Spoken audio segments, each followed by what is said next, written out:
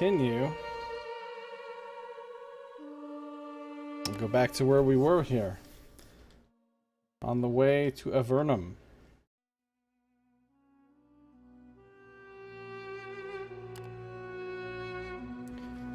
Do a little traveling. We're almost there.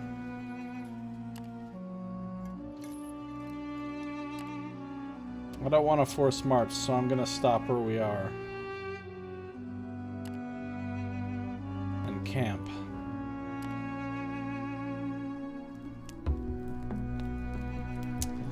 We're going to keep everything the same, I think. Morale is fine, vigor is fine. Crude upkeep is getting very expensive.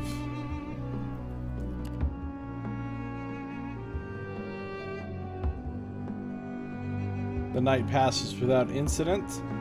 Let's move on. We're getting very close now.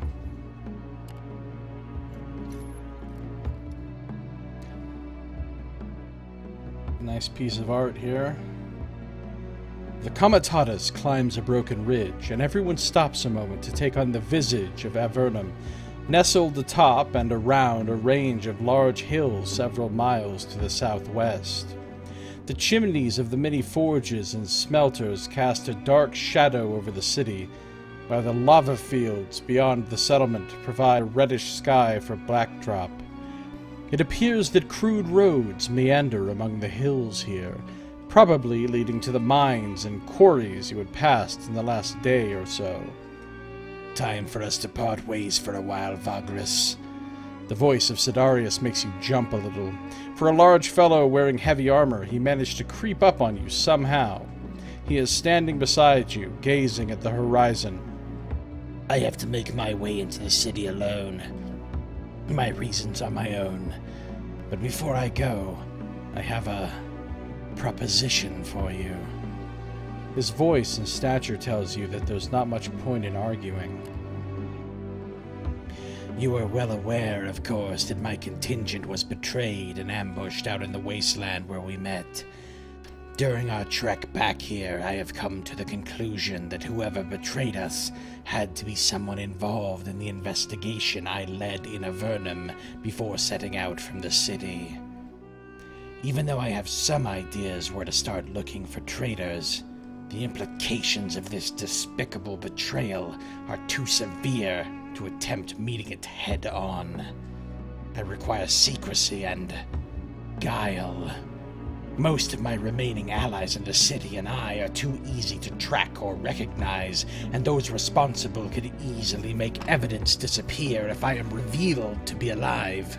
Someone has to provide that guile for us. After a short pause, he looks you in the eye. What I mean is that you, your friend the mage, and the rest of your crew could be vital in finding the culprit and bringing them to justice. The Empire needs your help, Vagrus. I've got a lot of choices here.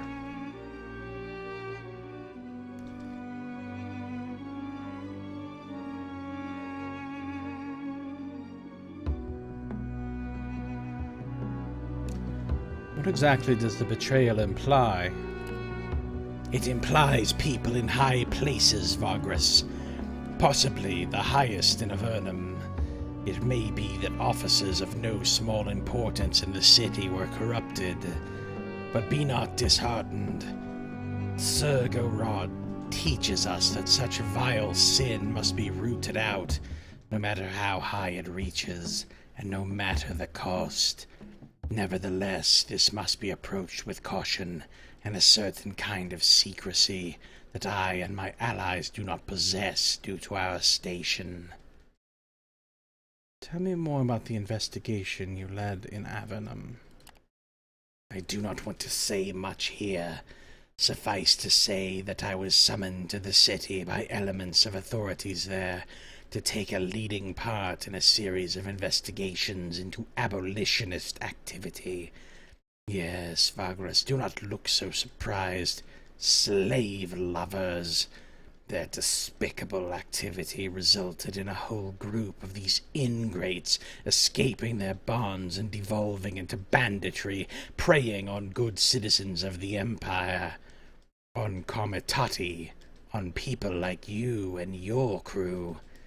I and my Surgorodite contingent managed to catch quite a few of them with the aid of local authorities, but the liberated tribe itself was out of our reach until we found a lead that we followed north to the area where we met. We were supposed to locate their hideout and deal with them in a permanent fashion. The rest is history. Tell me more about this liberated tribe. Liberated tribes are essentially outlaw groups that are made up exclusively or mostly of escaped slaves. These are not tribes in a cultural sense, but rather because they often devolve into isolated micro-societies governed by tribalism and primitive violence.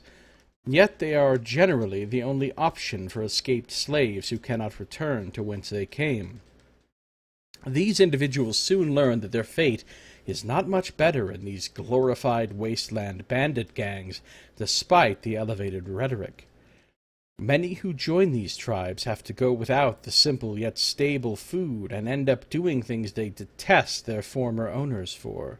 Still, most would never go back as they value their hard-earned freedom more. The Empire's authorities say that they do everything in their power to eliminate liberated tribes, but the reality is most such gangs are either too well hidden, too mobile, or too distant to be worth sending troops to hunt them down.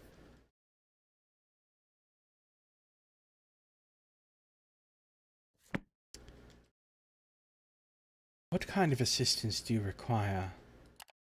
I need someone who is not known to have cooperated with the previous investigation and is not associated with me publicly. I need that someone to spy on and gather information on suspected officials and criminals, while I coordinate the investigation from a hidden base of operations. You, Vagrus, and your crew fit the requirements perfectly. Additionally, you've proven yourself resourceful and tough since we met.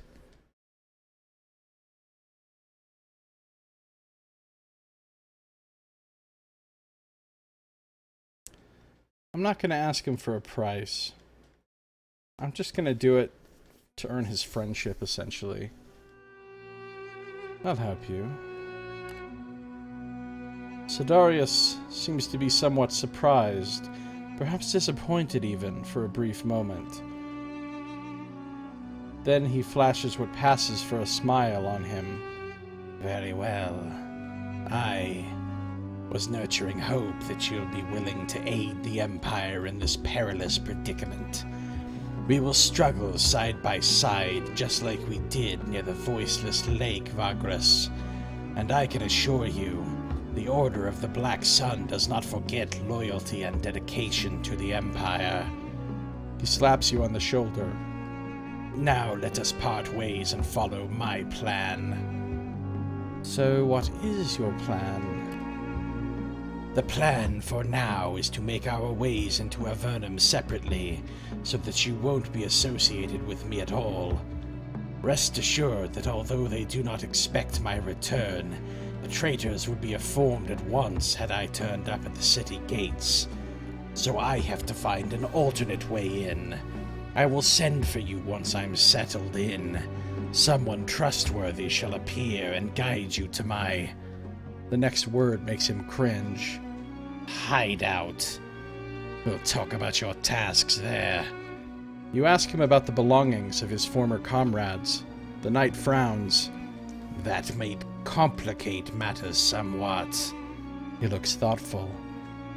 Take their holy symbols to the Temple of Surgorod quietly. You can get rid of the weapons as you see fit, but I forbid selling them on the markets. It would draw too much attention to you, and we do not want that for now. Sidarius pierces you with his gaze. I sincerely hope I can trust you with this, Vagrus. Woe betide you if you do not comply. With that, he takes his leave of you and waits as you signal the Comitatus to move forward. The knight remains behind to find his way into the city on his own. A quarter of an hour later, Sidarius is only a small speck on the horizon, and you are rapidly approaching Avernum. The last stretch before the city awaits you. Oh, you gained 5 movement, and Sidarius is gone. Dark omens, ominous apparitions of an otherworldly covenant of specters, a grim night out for vengeance, time and coin running out slowly. Yet, against all odds, we journeyed to the city of Avernum on the Smolder Bone Flats, a place bustling with travelers, merchants, and lowlifes. It was supposed to be a short stop on our way east, but we got much more than we bargained for.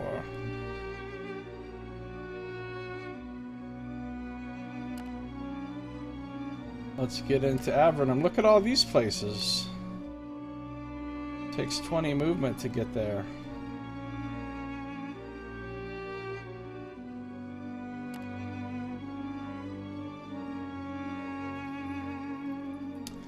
When occupying a settlement node, you can enter the settlement using the Enter button on the radial menu. You can always choose not to enter and even camp outside. We're going in.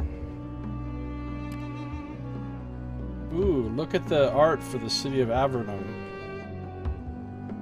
That is a pretty cool piece of art. That's nice. The city of Avernum. Even as you approach its mighty gates set in dark walls decorated with the bones of gigantic creatures, you can smell its stench. The dry, sulphurous reek of the region so close to the molten tongue mixes with the bitter, ashen stink of the many foundries and forges in the city. Over the walls, the many rooftops and chimneys of the city lean together in a jumble.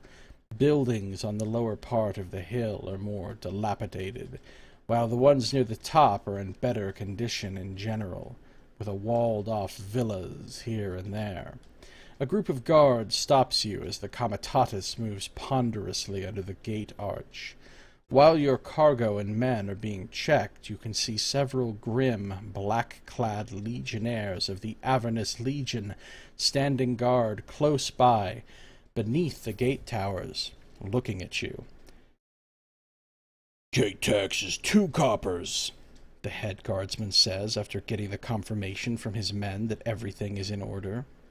A slave next to him bows to you and holds up the open money box he carries chained to him. Swear to pay once you're leaving, it'll cost more. Pay with goods. Nah, we'll pay the gate tax. We'll pay 2 Leerg.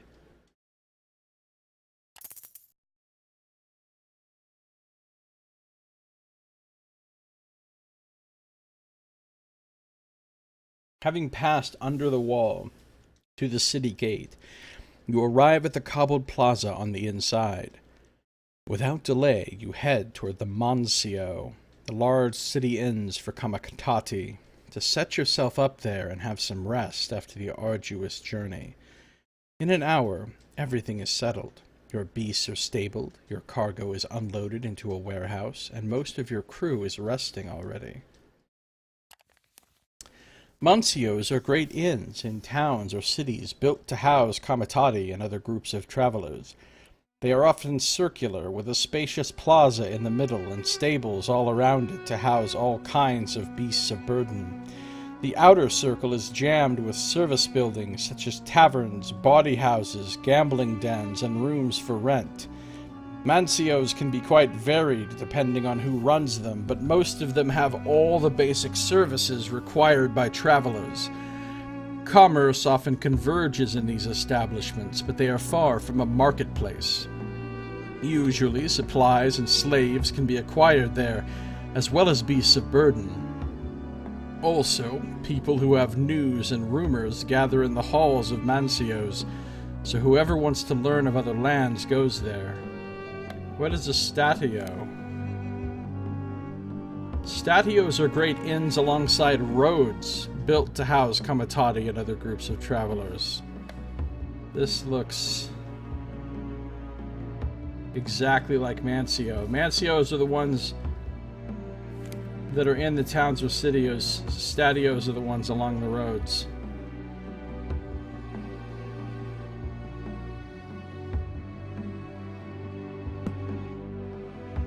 Just as you are about to head into the common room and order a drink for yourself, Javek approaches you and draws you aside. There's someone here to see you, boss. Someone sent by our knightly friend. Says she wants to talk to you discreetly. She's waiting behind the stables, Javek says in hushed tones. It was foolish to think that you've rid yourself of Sidarius and his agenda, but you have little choice. Hear the messenger out. The woman waiting for you in the shadows between the stables and the wall of the Mancio is wearing a large hood and a long cape over a dark gray, featureless tunic. As you approach, though, she throws the hood back, revealing the markings of someone in the service of Askul, god of the underworld, a face painted pale with dark eyeshadow to give the impression of near death, and a small skull pendant. You suspect that she's a novice attached to the Order of the Black Sun, or an acolyte of the Church of Askul. The woman looks around furtively. There's nobody nearby, just you and Javek. Greetings from our mutual friend, the Knight, Dominus, the young woman says quietly after looking you in the eye. I was sent here to take you to him when you're ready. I'll wait here. Just don't take too long. He's very eager to see you. From now on, you can visit Sidarius in Avernum. Let's learn about Askul. Askul is king of the underworld and the god of death, a member of the Triumvirate, the official religion of the Empire. He looks after the dead and their souls. His church is the strongest in the Empire, justifying the notion that Imperials have become death cultists. Yet it is also the least corrupt of the religious institutions by far, and the disciples of the Grim Lord are reputed for their silence, discreet manners, and grim empathy even. Askul is believed to be the first being ever to have truly died, and thus is theorized to have been around for much longer than his appearance right after the calamity. His church is tasked with facilitating all funerals, burials, and with the overseeing of graveyards and crypts. Additionally, at times of war, the risen legions of Askul, called to unlife by his death priests and necromancers, make up the backbone of imperial armies. According to legend, Askul contacted the 12 just after the calamity and offered them his aid in rebuilding the fallen empire. They accepted, and the king of the underworld has been their closest ally ever since. Some folks even claim that he had a hand in resurrecting the apostles as liches, even though this miracle is attributed to the emperor in dogma. With so many dead due to the calamity, Askul and his following took upon themselves to give proper rest and relief to these tortured souls. Even these days, the dead are respected by Askulites, and without proper rites, the souls is said to remain behind in the Riven Realms, suffering for eternity instead of taking its place in Tartarus, the underworld and imperial religion. The gigantic necropolises of the southern provinces are looked after by Askulites. Askul's priests have power over life force and souls. They are necromancers, able to talk to the dead and even animate them, potentially in large numbers. Without priests and necromancers, the risen dead are only husks controlled by malevolent instincts, so they are needed when undead are used as a workforce or fighters in the legions of the Empire. Undead without a mind that are not controlled by a believer or a licensed necromancer are sought out and destroyed by the Church. The king of the underworld is depicted as a tall, robed man with a skull face and a hood. Sometimes he holds a sickle, other times he stands on a pile of bones. Our school temples look like great crypts or mausoleums and often serve as such. There are funeral services performed in them and an ossuary beneath them.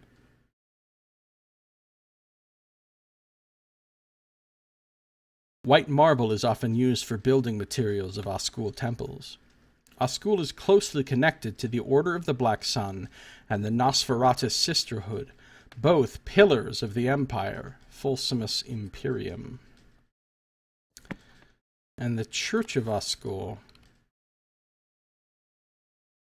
The Church of our school is the religious institution of the God of Death. The organization is responsible for all funeral activities and for the maintenance of necropolises, crypts, and graveyards across the Empire. Because of the general belief that a soul is damned to wander eternally unless the proper rituals are given upon death, the Church wields tremendous influence over most people. The priests and necromancers of our school are also tasked with supplying unliving legionnaires for the wars of the Empire, and they hunt down all undead not controlled by one of their ordained. Our school's church has the most numerous members and followers by far in the Triumvirate. His priests are popular for they deal in serenity and even a grim empathy. The high priests of the church wield great political and magical power, often holding seats of the Senate. The head of the church is the vicar, who is usually the most gifted and experienced necromancer of the Holy Order. All priests start as novices and go through religious, magical, and physiology training. Their magic includes the ability to talk to the dead and animating them, commanding undead, as well as the manipulation of life force and souls. The church has close ties to Ordis Negris Solis, the Order of the Black Sun, which is the Empire's greatest knightly order. It is said that Sergorod has much more influence over the Black Knight's agenda and that Askulites do not care. The church has two major and well-known sects, the Watchers and the Apothecaries. The former is a militant group tasked with the protection of the holiest sites and grandest necropolises, while the latter is a group sworn to use all their knowledge in medicine and physiology to keep the sacred life force where it belongs, to the living. The church has a lot of temples scattered around the continent. Every city has one, and even the smallest settlements have graveyards where at least a novice toils. The major cathedrals of the King of the Underworld can be found in the imperial capital city, in Charnel Valley, at the end of the Causeway of the Dead, and in Taut. So there you go. Before you set out, Javik draws you aside. So it would seem that we'll stay here longer than we had expected. It occurs to me that such a delay would be a strain on our resources, and I rather doubt that our knightly friend cares about that. You have considered this also. Javik goes on as you rub your chin thoughtfully. I was thinking we could smelt the scrap metal we bought. I know it would cost us, but hear me out. Not only does smelted metal take up less space in the cargo hold, it could allow us to sell a fraction of it for great profit here. It's a loss in the long run, but we have to pay the crew if we are to tarry here, don't we? You have to admit, he's making a lot of sense. You could smelt down the metal and sell some of the bars for an injection of coin if need be. The two of you make ready to set out. The Moncio pane is now active. Navigate to the Moncio pane by clicking on it, the canter and plate icon. Wow, look at how many stories there are here. Oh my goodness. On the tip of the molten tongue, guarding the arid Smolderbone Flats, lies the imperial city of Avernum, behind its sun-scorched walls of bone and dark stone. The many forges and furnaces here toil relentlessly, belching foul smoke day and night under the watchful gaze of the Prefectus, who commands his black-hearted Avernus legion from the imposing slag fort.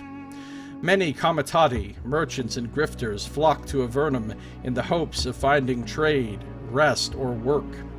Often, only cruelty and dark deals await them in this corrupt city under burning skies.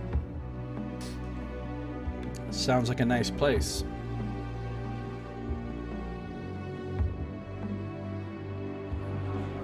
This is the Mancio pane. Mancios are inns specialized for comitati. When you rest in the Mancio, the day ends and you'll get an end-day scene similar to when you camp in the wilderness. You can see your own comitatus crew pane on the left, and the Mancio's stock on the right. You can hire or dismiss crew, as well as buy or sell beasts in the Mancio. Switch between crew and beasts with the buttons at the top. The type of beast can also be changed here at great cost, but this is locked in the prologue. Rumors can also be purchased here. These bits of information can unlock points of interest on your chart, tip you off on business opportunities, or give you hints on storylines. I don't know what I should be doing.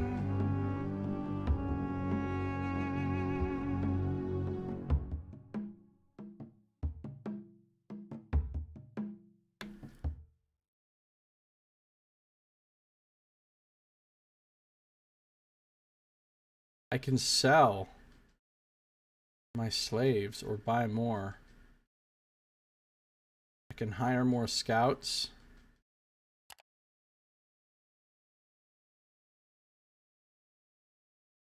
Change beast type to reptile. Beasts of burden. Mounts.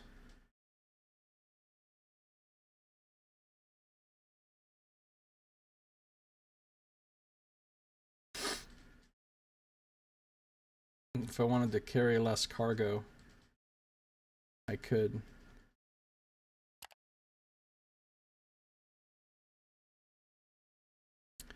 Organize the affairs of crew or send them out to relax. Initiating this action will end the current day.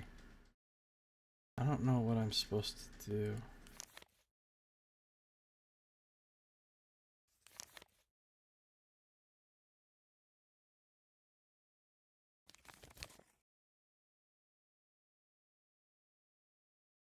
What if I got rid of all my slaves?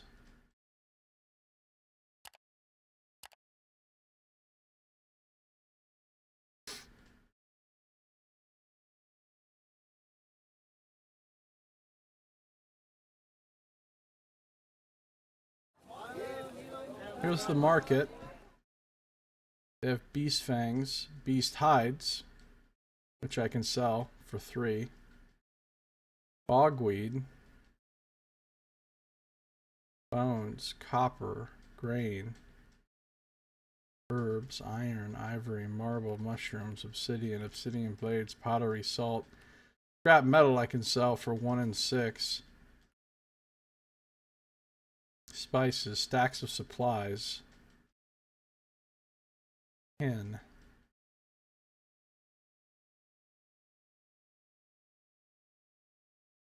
Can also buy awnings, a dwarven compass, some extra storage, gives you 40 more cargo hold.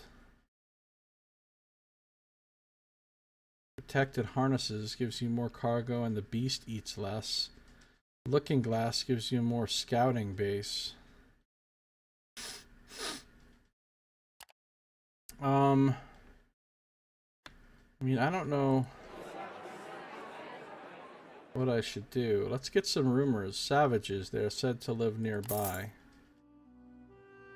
Bounties, why are there so many?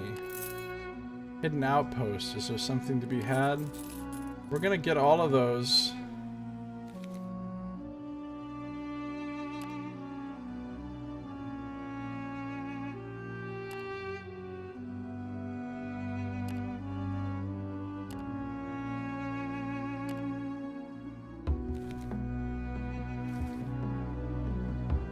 Need to take the shipment of metal to Devon. Need to see someone named Scornar in Avernum about the package. Need to meet Sidarius in his hideout. Encountered the last pilgrimage. People talk about savages living in two tribal settlements, one to the south and another one further southwest. These people worship the elements, and their shamans are said to be able to heal the most terrible wounds. They are called the Sadirar. Inner source. According to locals, there's a fairly hidden trading post out in the flats, about 2 days, almost due southeast of Avernum, run by some trading house. There might be a business opportunity there, though a lone wanderer claims that they have some trouble brewing at the outpost. There's talk of a bunch of bounties put out by the city's administrators on targets ranging from wild beasts to runaway gladiators. You should visit the Slag Fort if you want to earn some coin working as a bounty hunter. The bounty office there will have all the information you need. So I can do...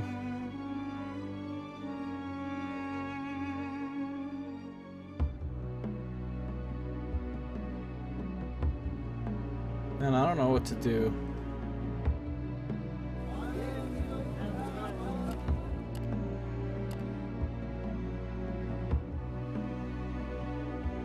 These beast hides don't seem like they sell for very much.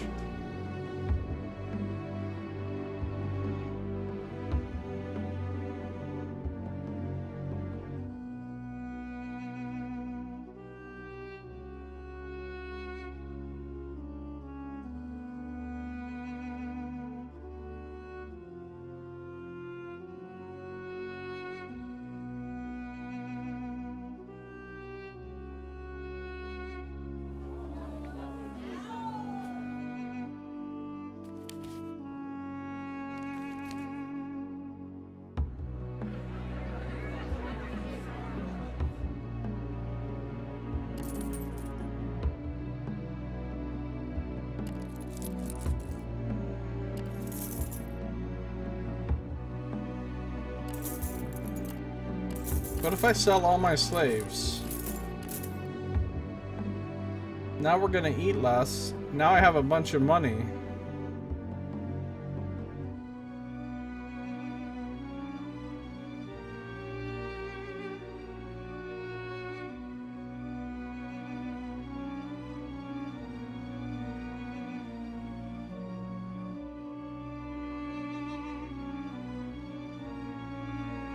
What does that button do?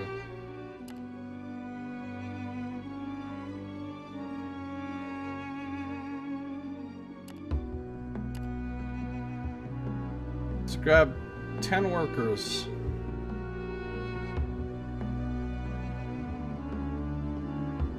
We can still carry a lot.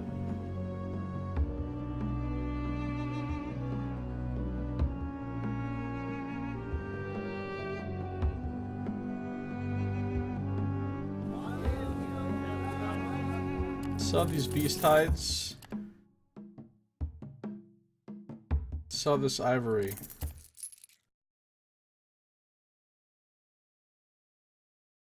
Okay.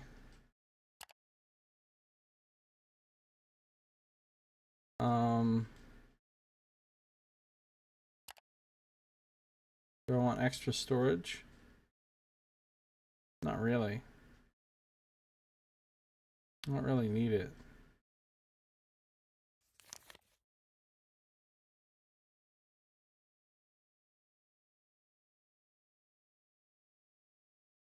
I mean, how many beasts of burden do I honestly need?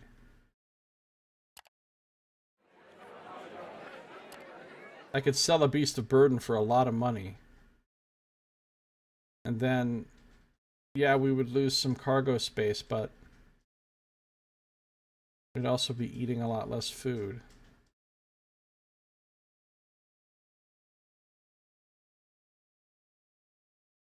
I'm going to downsize my caravan a little bit.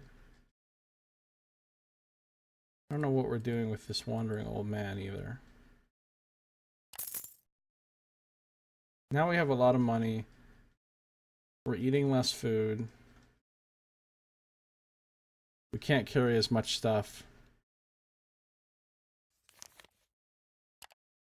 Hey, Annie Salt, how you doing? What's going on, Annie? This is called Vagrus, the Riven Realms. It's like a strategy RPG. You travel around. You're the leader of a caravan. You've got to manage your caravan, manage all your workers and stuff, manage your cargo, your equipment, your money, your supplies, move around on the map. There's a really big, like, world map. Really big map. You can go to different places. There's a lot of stories and stuff, and you talk to people, and this is just like a demo of it, though. The game's not actually out. This is just like the little prologue sort of tutorial of it demo that they just released. So we can do all these different things here in this city that we just got to. Let's go meet Skornar, because we have a package we need to deliver to him. It can be found at Levinus's watering hole. Levinus's watering hole is one of the most notorious establishments of the disreputable district called Scoria. There's no sign or inscription to let you know that the decrepit building at the back of the alley is a tavern, but the putrid smell of cheap booze makes it quite clear nonetheless. You nod to the orc bouncer and enter through the small doorway. The inside of the place is no better. Dirty lichen hangs from a low ceiling. The walls are sticky, and your eyes are watering thanks to the thick smoke. Dozens of local derelicts are hunched over their clay tankards. A quick talk with the tainted bartender gains you entry to the back rooms where Skornar is expecting someone with a package. What is tainted? The tainted are essentially humans who contracted or were born with the magical disease called the taint. The taint begins with a period of incubation when the victim falls gravely sick and suffers seizures and spells for days or weeks. About half of them perish during this interval.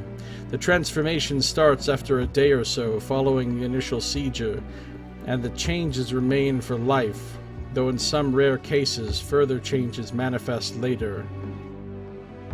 Symptoms are always physical, but are often paired with serious mental disorders, either due to the traumatic nature of the transformation or the nature of the taint itself. Nobody knows for certain.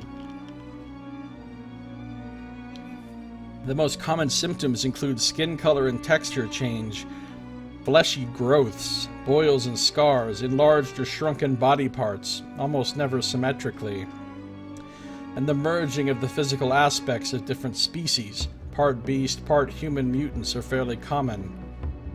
Ever since the Calamity, mutations of all kinds are commonplace on the continent.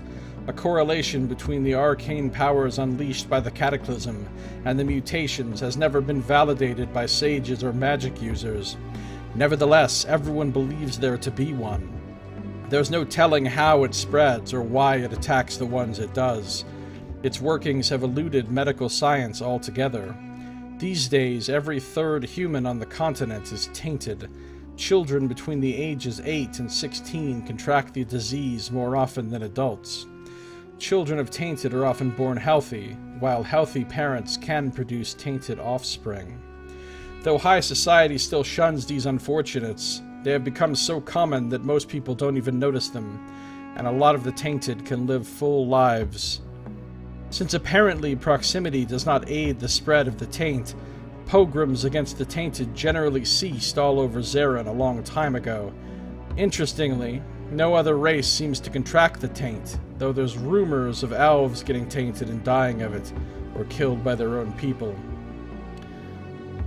Dwarves do get mutations and end up becoming bestial, often slain when they attack others, yet it remains extremely rare.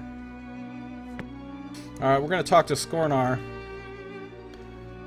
The art in this game is pretty nice. I like these paintings.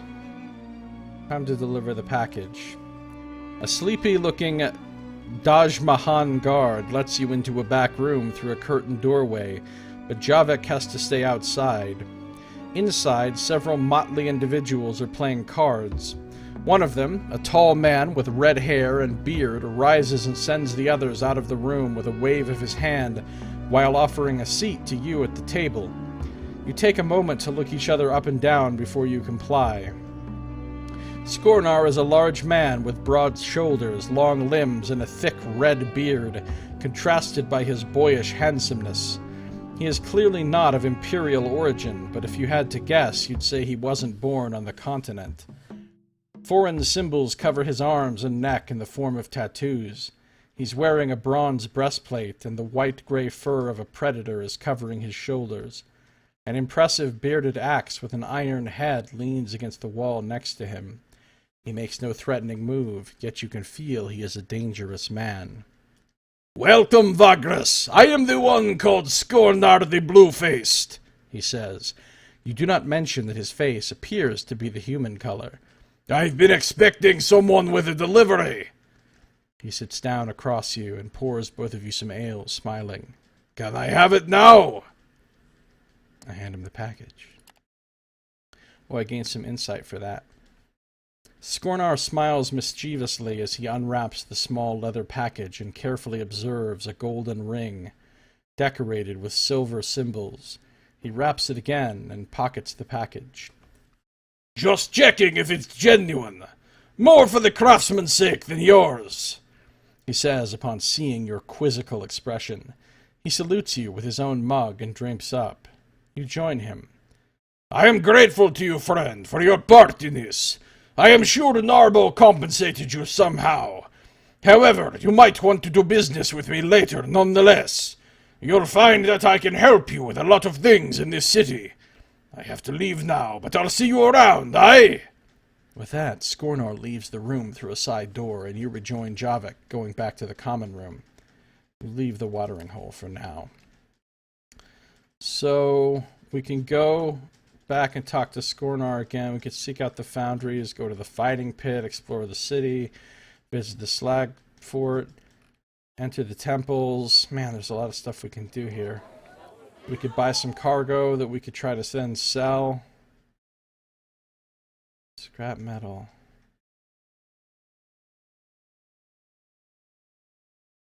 We made some of our scrap metal into iron ore. We could sell some of it for a bunch of money.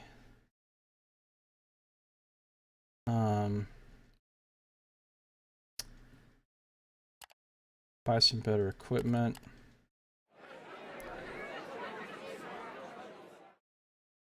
I don't know what to do.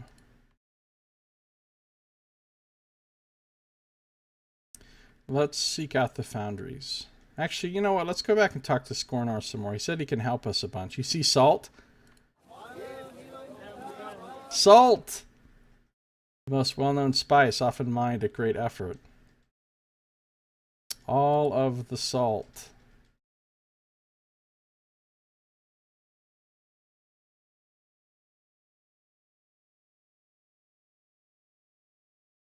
Thinking maybe we should get one of these extra storage things. It only costs 3 silver. We have a lot of money now.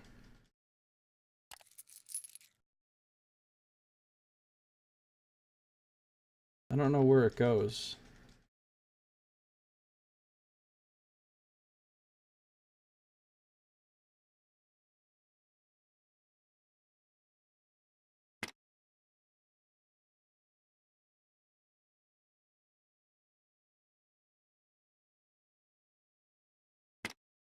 Goes right there.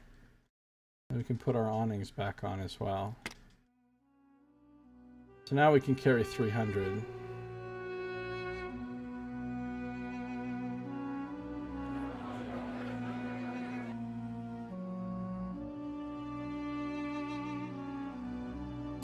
I have 10 insight now. If I wanted to, I could buy a skill or an attribute, but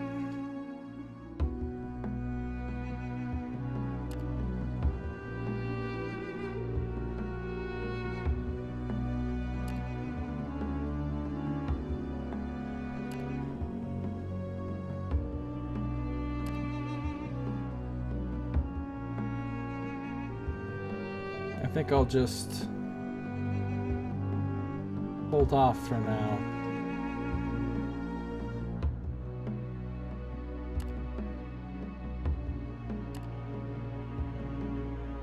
Let's see how Skornar can help us. You nod to the orc bouncer and enter through the small doorway that leads to the cramped common room of Levinus's watering hole. Dirty lichen hangs from a low ceiling. The walls are sticky, and your eyes are watering thanks to the thick smoke. Dozens of local derelicts are hunched over their clay tankards. You gain an audience with Skornar almost right away. After greeting you heartily, the Kingpin asks what he can do for you. What'll it be, friend? Do you need to hire some strong arms? Send an uncomfortable message.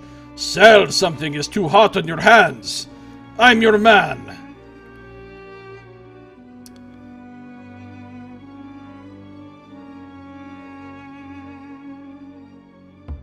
How can I help you? Skornar scratches his beard thoughtfully. That's a very generous offer. There might be something you could help me with. See, I can deal with most things here, but out in the wasteland, that's a bit more difficult. You might already know this. There's a man a lot of people are looking for in Avernum. A man who was a gladiator, but who escaped and now runs an outlaw gang out among the dunes. There's a substantial bounty on his head, but I think I can match that and even sweeten the deal with something special.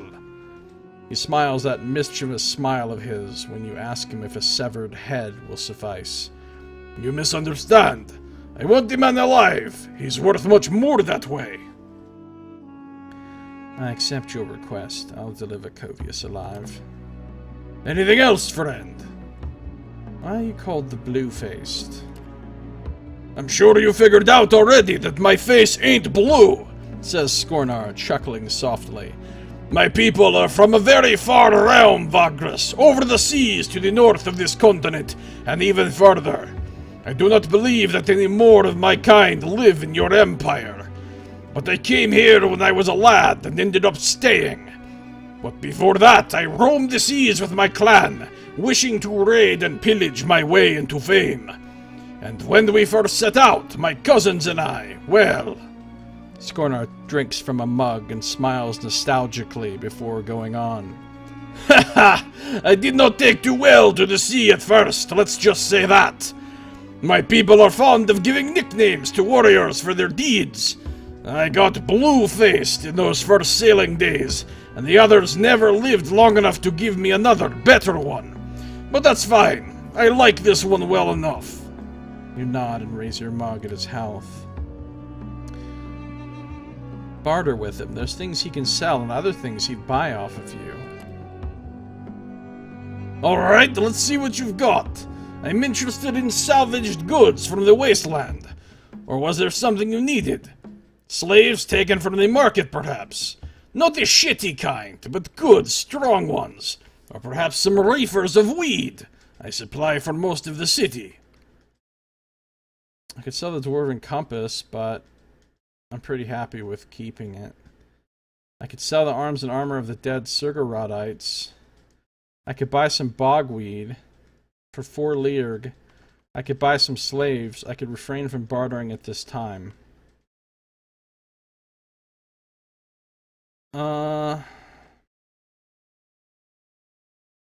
Bogweed for 4 leerg. Refrain at this time.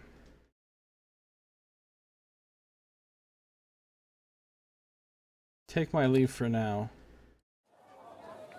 So, like, here at the thing, bogweed sells for 2... sells for 2 silver. 2 brass. If I buy some from him, it could be worth it.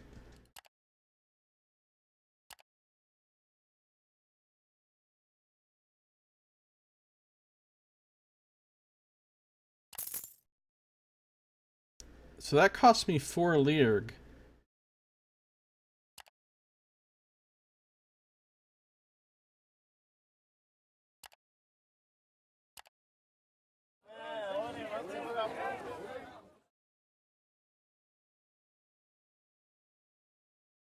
And I can sell it for 2. Is this just like an infinite source of money? because I have 11, 3, and 8. If I do that again,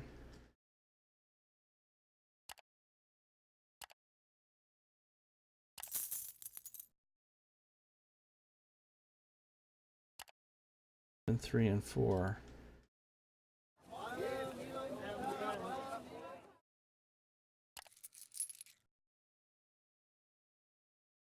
This kind of seems like an endless source of money.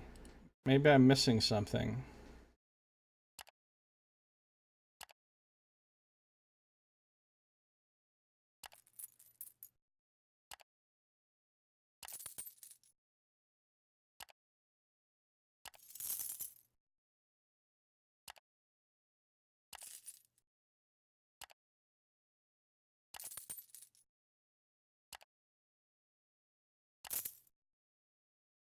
Is there some limit to how many of these he'll sell me?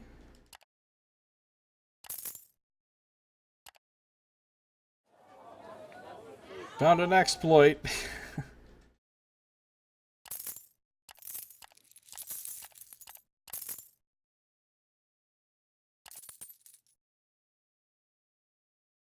Will he run out? Well, so far he hasn't. Okay, I'm not gonna just keep doing that though. That feels like I'm cheating at this point. Let's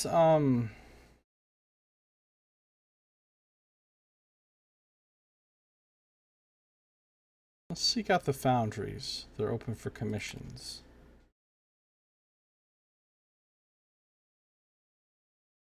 So see, I could smelt down the arms and armor of the dead Surgarodites, or I could sell the arms and armor to him. Avernum is a city of foundries and smelters due to its proximity to areas where ore can still be prospected or scavenged on the continent. Below the villa district, the streets between the walls and the central hill are stacked with metallurgist workshops and smithies. More than anywhere else in the city, the air here is almost black with smoke that belches forth from the many chimneys and furnaces. The air is unbearably hot, yet many people flock to here to do business with the smelters and smiths. What if I want to order something made of metal? You talk to several smiths about how to make your carts more resilient by reinforcing them with metal.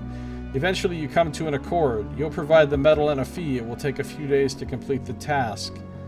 It'll cost me 3 brass. And however much... No, I don't want to do that. Melts metal scraps into ingots.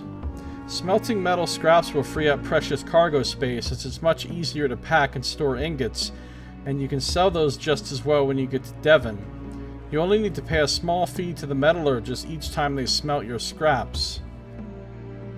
So this will cost me 2 Learg for 1 scrap metal, 1 brass to do 5 scrap metal, 4 brass to do 20 scrap metal.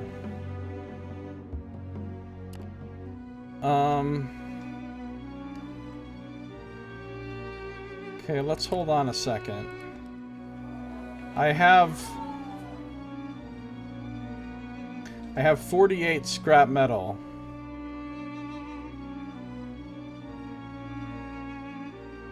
A scrap metal sells for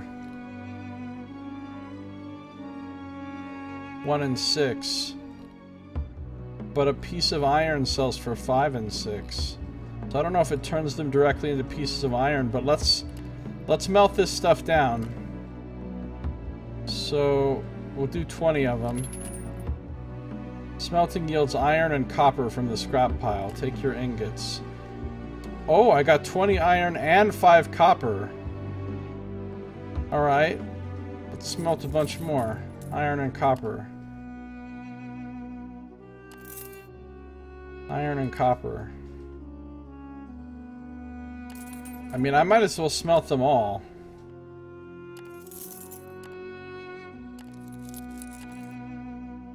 Alright, all my stuff is smelted now. Which means I've got a lot more cargo space available. And I have a shitload of iron and copper that I could sell, but I know that it's worth more in the other city that I'm supposed to go to. So I'm not going to sell the iron and copper here. I'm just going to hold on to it.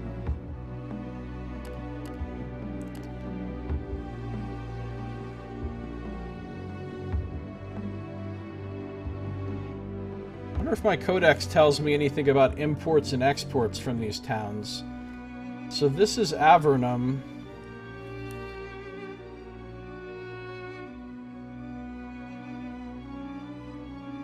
Salt minerals, obsidian,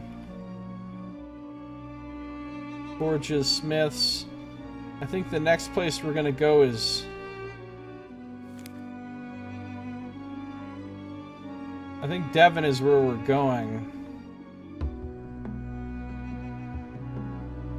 Doesn't really say what they might want there. I think we're also passing through...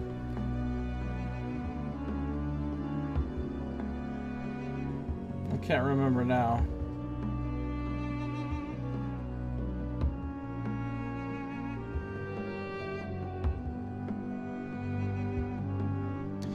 So, really I have no idea. I mean, it's possible that some of these goods I could buy right here at cheap, and then I could maybe sell them for a better value at another town. But I really don't know what the comparative prices are, so I can't really... Like, marble's really cheap. I would think I could sell it for more than one somewhere else.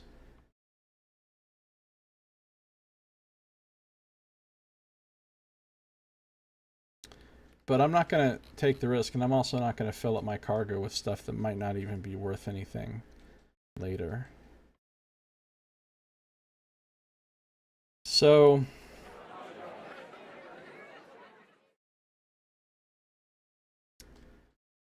let's,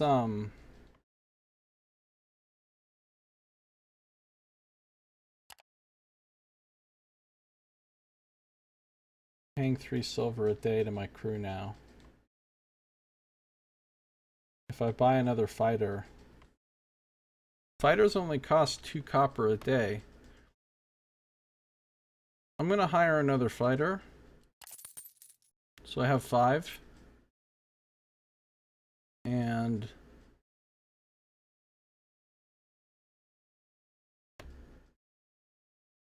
think I'm good on workers. I really have no idea. Let's go to the fighting pit. Blood flows over the sand. There isn't a real arena in Avernum, but no Imperial city could be imagined without at least a fighting pit. The one in this city is fairly large, however. Recently it has not seen a lot of fights in spite of public demand. You learn that no Lanista favors the place since a gladiator revolt a few months back, which left dozens dead and most pit fighters gone. Since then, the pit has been used for public executions only. That is about to change, however, as the new man in charge wants to see the place rise again. This might even give you an opportunity to have your companions fight in the pit, as they are given the chance to anyone right now. Hello, Knight Templar. How are you doing? Let's seek out the medicos. It might be beneficial to our own crew. The fat medicos greets you with a smile. She's quite a disgusting character, but they say she's really good at what she does, patching up pit fighters from wounds that by all rights should kill them. The medicos has a lot of spare medical supplies, since there's only been a few fights and she's willing to part with them. How much? 8 Learg? Alright, I'll buy some medical supplies. Or 4 Bros. That's a shitload. Alright, let's learn about a Lanista. Lanistas are owners and trainers of gladiators, but in the 4th Age the term is specifically used for people who become professional gladiator managers. Most of them are not of noble birth, as aristocrats rarely need a career as a Lanista in spite of often owning gladiators. Instead, they often hire Lanistas to handle their stock. However, most gladiator managers strive to remain independent. They typically own anywhere between 1 or dozens of gladiators. Successful Lanistas are famous people who travel around at least a province and participate in seasonal and ad hoc arena games, which are considered one of the most popular form of entertainment in urban areas. With this wealth and fame come great risks, however, as Lanistas can lose almost everything in one match even. A medicos is a professional healer or doctor. Their license usually comes from medical schools or from a senior medicos who takes students. Medicos are adept at using herbs, tinctures, potions, and other natural curatives, but they are also scholars as they study medicine and physiology for many years. Magical healing is beyond the scope of a medicos. Their services are rarely cheap, but are often sought after. I'm going to buy one more medical supply. I can bet on the fights. You're no expert in pit fights, but you might get lucky. Today's bettings are open for the evening fight. You know nothing about the contestants, but you might get lucky. It only costs 2 Leerg? Why not? Your fighters lose the skirmish, their blood smoking on the hot sands. Sometimes you win, sometimes you lose. We can try entering the roster. It's risky, but it might be worth it. Falco, the man in charge, tells you that fights are arranged each day. Because of the lack of pit fighters and gladiators, all kinds of people have joined the roster. Local thugs, orc mercenaries, and poachers. There's even a fellow who sends his trained Jakra into the arena. You can join the next fight here, but be mindful that it will progress the day afterwards. Fights can be attempted once, and if you lose, you cannot enter the pit fights again. Consecutive fights are progressively more difficult. Okay, let's hold off on that for now.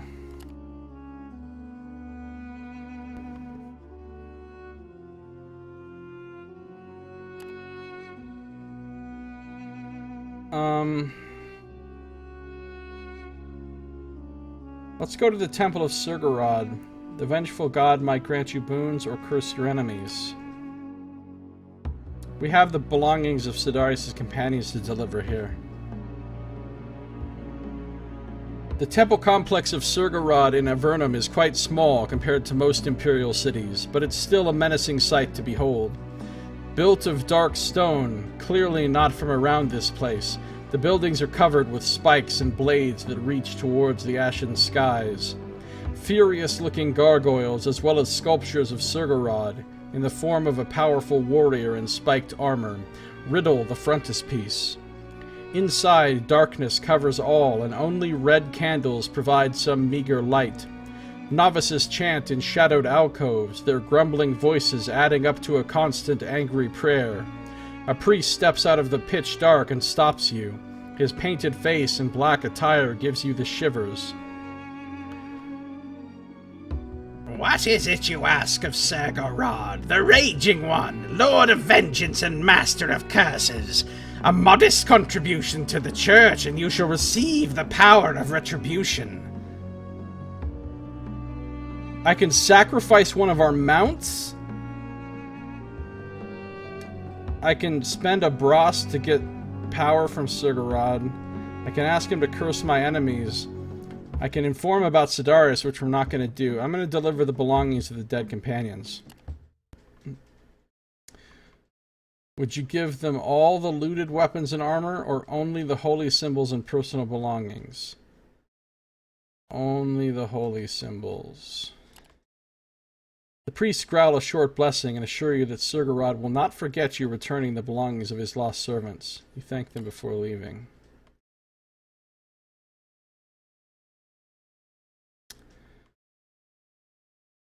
Ask Surgarod to grant you power in return for serving him. You ask the priest to grant you Surgarod's power. After you are deemed eligible, a priest begins chanting an angry prayer in front of the god's altar. A handful of novices join in. In a matter of minutes, the chant reaches its crescendo, and the priest turns to you, eyes ablaze with a raging, dark energy. He reaches out and touches your forehead. An anxious, restless power, not unlike a cold rage, saturates you and gives you focus. For a long time afterwards, you feel you have the energy to do anything, and this seems to inspire your crew, too. We got morale and vigor. Good. Alright, that's all we're going to do here.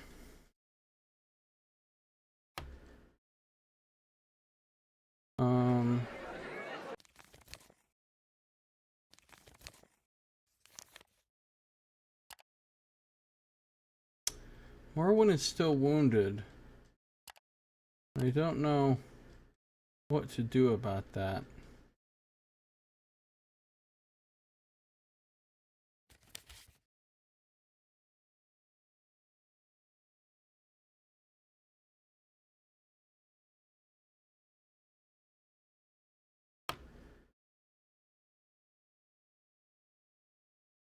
I think I'm gonna melt down. I'm gonna melt down those weapons. Smelt down the arms and armor of the dead Surgarites. I got 3 iron out of it. Okay, that's fine. So now we've got 50 iron. That's going to be worth so much money when we get to the place that we need to go. I mean, I could sell a little bit of it right now if I wanted to just, you know, have a little gold injection, but I don't think I need to at the moment. Let's see about, I guess we better go talk to Sidarius. Hatch plans of Bing reports to Sidarius. Sidarius' hideout is in a tumbled-down set of stone buildings about a block away from the Temple of Surgarod. You can reach it by going into the enclosed courtyard of several houses, entering the cellars and ascending a well-hidden set of stairs. There's always a novice or two down in the cellar on guard duty. The apartment Sidarius occupies is owned by the church, but few know of it, even among the anointed. It is usually used when they have someone to hide, which is fairly rare. It's not well furnished and quite dirty. The night Sidarius usually sits at a decrepit table or paces back and forth like a black lion. So I can report to him, I can ask him to pay for my gate tax, which has a moderate chance of success. I can ask him about his mission, what he thinks of Avernum, about his past. I can ask him about the Knights of the Black Sun. Well, let's report to him first. You can almost hear Sidarius' teeth grinding as you approach him. He's clearly on edge for being powerless while confined to this hideout of his. Ah, Vagrus, you've made it. Good. Let us begin. There's no time to waste. He begins explaining the situation after you sit down. When I arrived here on request of the Order to root out the abolitionists plaguing the region. Abolitionists? Tell us more. The abolitionist movement, or in short, abolitionists, are a secret society that is built on the belief that everybody has the right to liberty and thus works on the abolishing of the institution of slavery in the Empire. Slavery was part of imperial life even before the Calamity, and towards the end of the Golden Age era, this gave rise to the abolitionist movement, then a legally sound political movement with senators openly supporting it. Before they could gain traction, however, the tumultuous decades before the Calamity robbed them of many of their supporters. In the Fourth Age, the 12 have outlawed anti-slavery, and thus abolitionism on the pretext of divine mandate. Since the immortal emperor's mandate to rule is divine, his people, citizens of the Empire, also share in his divinity and are thus superior to most other races and cultures. Ever since then, the prosecution of abolitionists and merciless hunt for escaped slaves has been widespread in the Empire, in which the Church of Surgarod and the Order of the Black Sun are chiefly involved. The movement is strongest in the outlying provinces where the most difficult and dangerous labor is delegated to slaves, and where therefore slaves are the least content with their fate. Tark especially, where a lot of the populace feels they are themselves slaves in effect if not in name, is the hotbed of anti-slavery movements, to the great dismay of the 12. The mines and work camps in the mid-regions are also sites of great slave revolts in the past, where the abolitionists were imagined to have been at work. The movement is said to have been behind the successful revolt of PC 929, when the slaves were escorted to the Dragonlands and were thus liberated, though this may only be propaganda. Though the movement has a strong presence in most cities, it is very far from being united. Due to the brutal hunt for abolitionists, most cells do not and cannot communicate. so they end up working independently. Most of the time, supporters or members of the movement are perfectly happy with aiding a few slaves escape into the wastelands, where cruel death or banditry awaits the unfortunates, deluding themselves with lofty ideals of altruism in their cozy villas. Every now and then, a large revolt breaks out and is inevitably decimated. Countries like Daj Maha and the Northern Sea Islands are typical destinations where the most fortunate escaped slaves can end up. Tarkian pirates and benevolent nobles are the greatest supporters of the cause. Most citizens of the Empire could not care less about liberties, but also do not typically torment their slaves.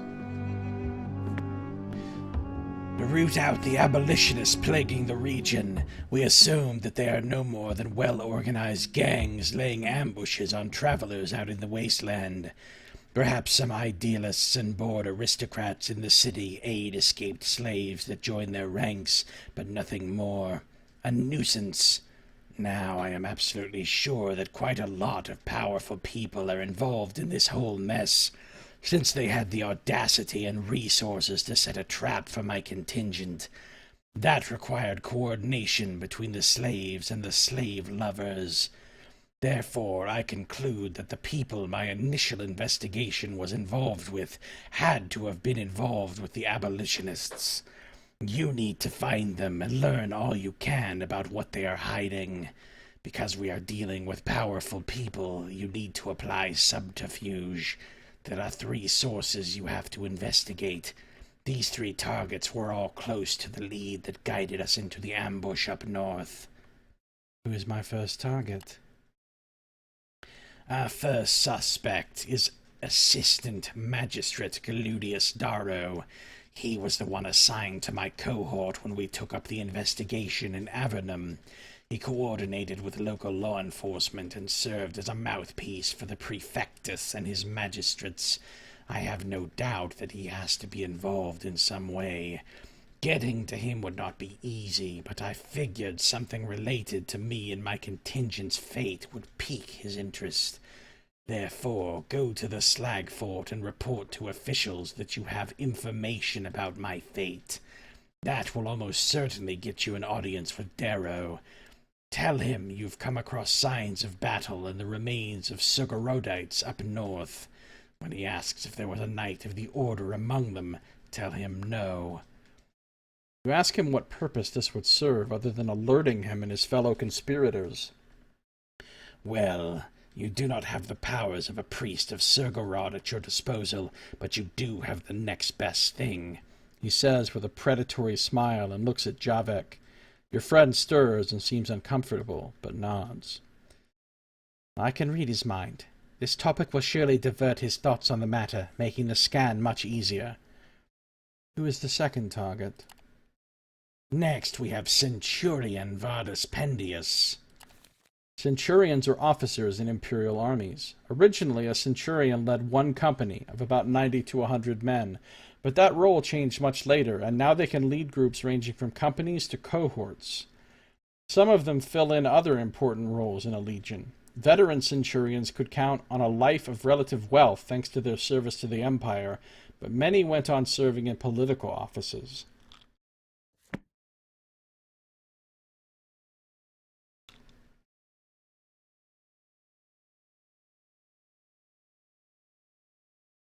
All right. Let's see here. We're going to keep going.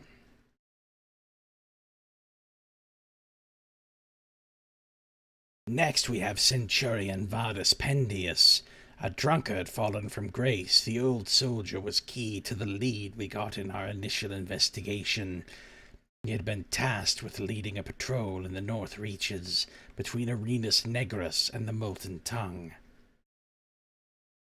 According to his report, they found tracks out in the rough terrain and followed them almost to the Voiceless Lake. There they stumbled upon a sizable camp hidden in some ravines. They turned back because they were severely outnumbered, and Pendius knew that the camp was either outlaws or a liberated tribe. But when they were leaving, they got ambushed by these hostiles. Only 3 soldiers survived. but only Pendius made it back to Avernum. Conveniently. Sidarius frowns. Pendius is now enjoying his leave of duty. I need you to get him stinking drunk and deftly question him about these matters. I am sure that his report is completely fake, but he may let slip who made him lie in the courts. He is a regular at the Rusty Pugio. What about the third target? Finally, there's the Smelters Collegium. Word is they run half the city, especially its criminals. They were not directly involved in the plot, but whoever armed the abolitionists must have done it through them. Also, whatever the damn slave lovers take from the comitati that fall victim to them has to go through this city's black market, also run by the Collegium. They'd never talk to a Sugarodite, but they would talk to you. See what you can learn from them, but be prepared to be clever or they'll get suspicious. Sidarius puts a silver coin on the table. This should be more than enough for bribes. Use your guile or your sorcerer's telepathy or whatever, I don't care. Just glean from them as much as you can from the abolitionist contacts in the city. One of their headquarters is a tavern called Gallows Anvil. Now I know everything to start my investigation.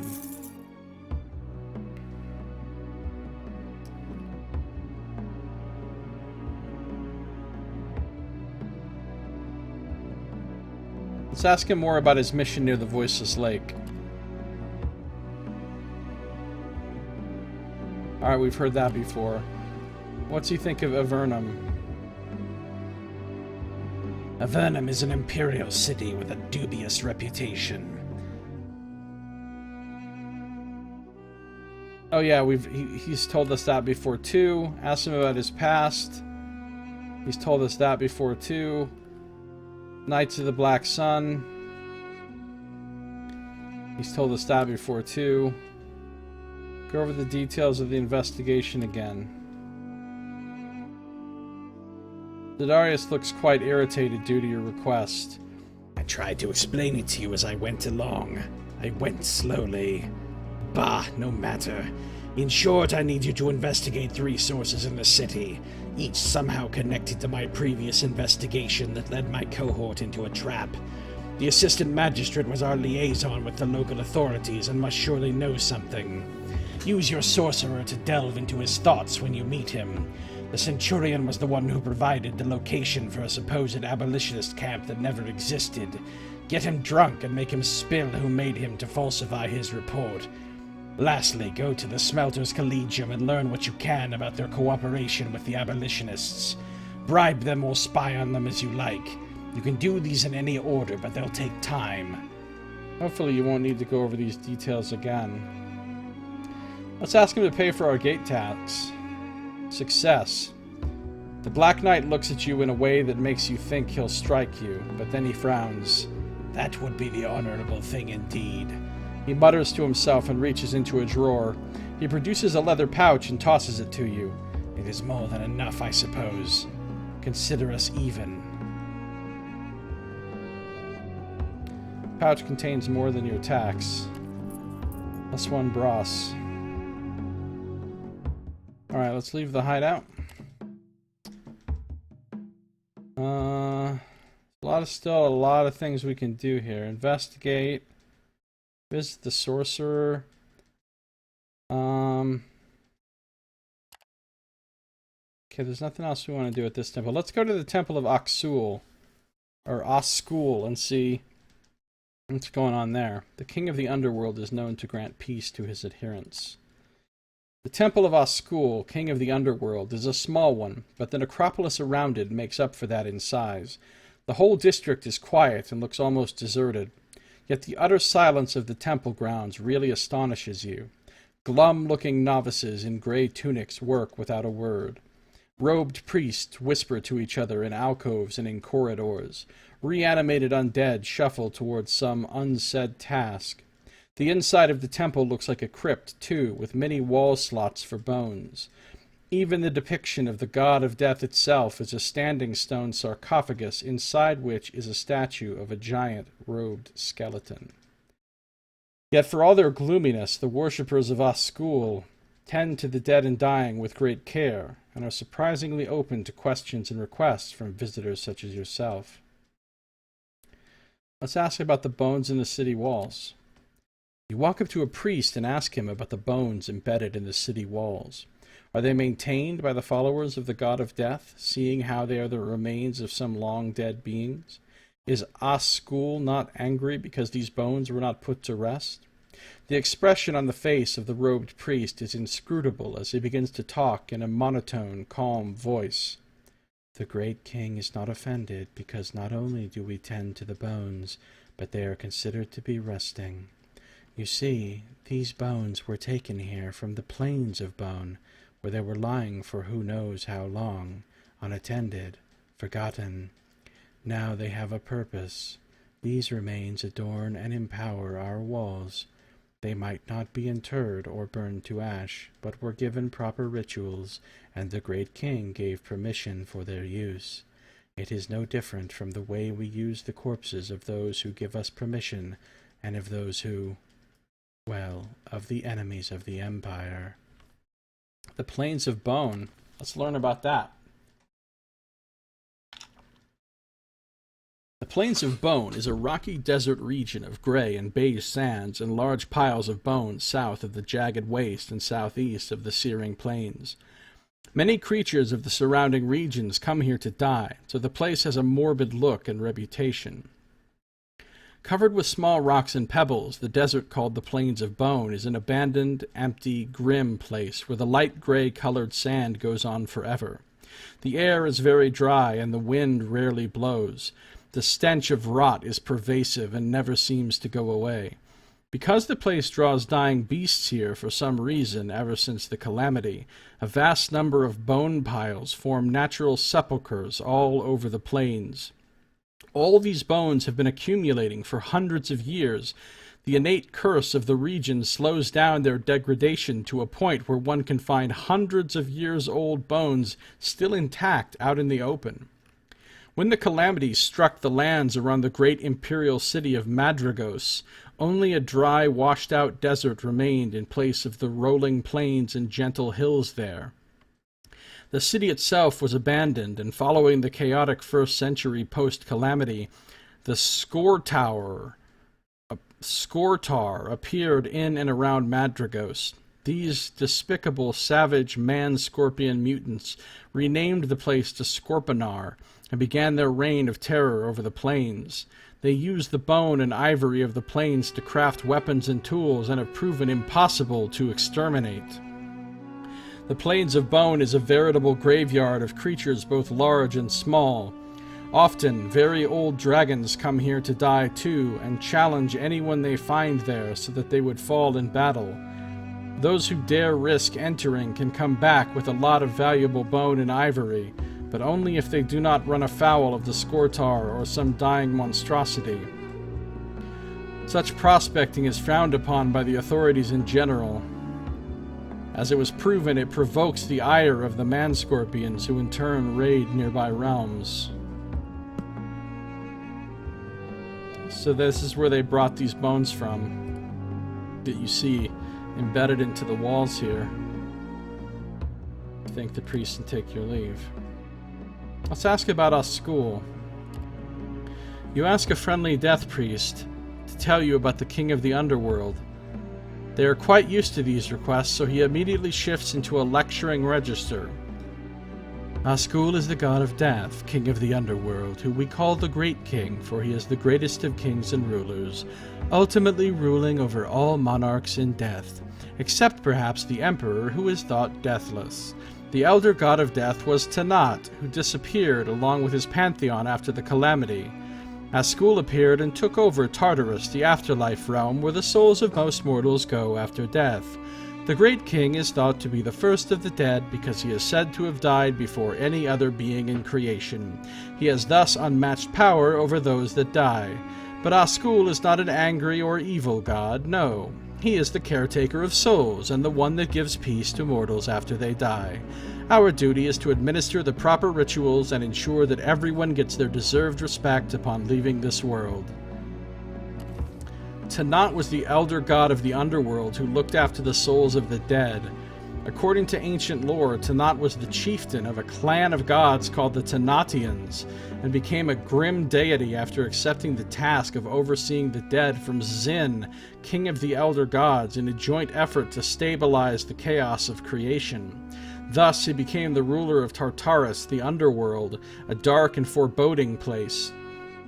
Tanat was a well-respected and popular, if obscure, god in ancient times, but descended upon the empire during the calamity, after which he left this reality along with the rest of the elder gods.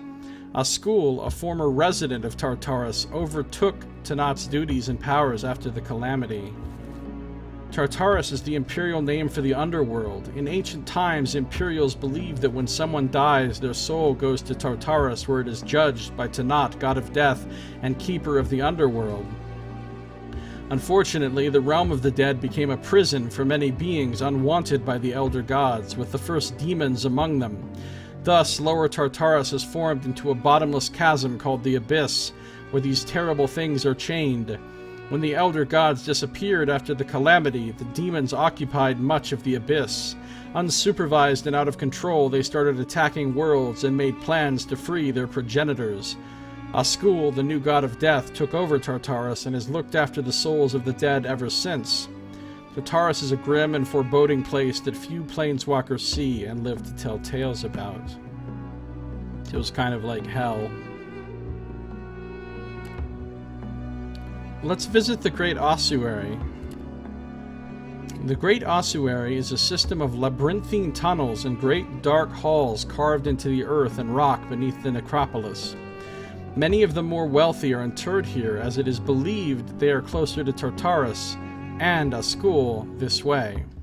Most of the ossuary is off limits, but a large section can be visited by the public. This sounds like the catacombs in Paris.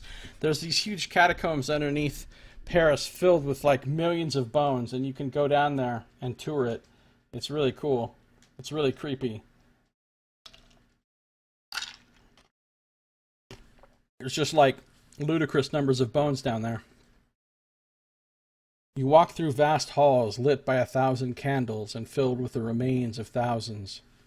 Most of these bones are carefully placed in racks built into the walls or on intricately carved stone slabs. Novices tend to the more recent or the oldest ones. The halls are kept very clean and the air is cool inside. You find yourself sitting on stone benches and walking aimlessly, reading long inscriptions of names and deeds carved into the arches that lead to private crypts. The whole place makes you calm and contemplative. Its effects are felt long after you've left. Ooh, we got some XP for that. Buy some trinket blessed by the god of death. You are directed by novices to a candlelit chamber, where a very old priest is sitting at a stone table, carving intricate designs into candles of different colors. The old priest looks up, and you gasp upon seeing that his eyes are sewn shut. He smiles a toothless smile and tells you that you can buy all kinds of candles from him to honor the dead.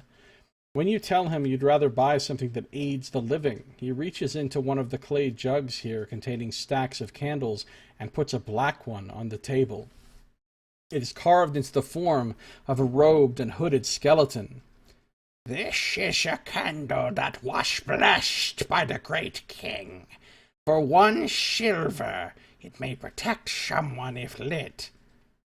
I'll spend a silver to buy a magical candle.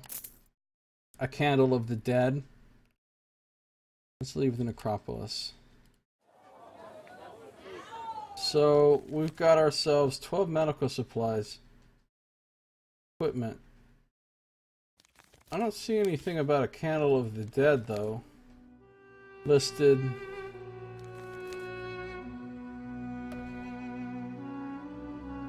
Listed under our cargo, or our items, or our equipment.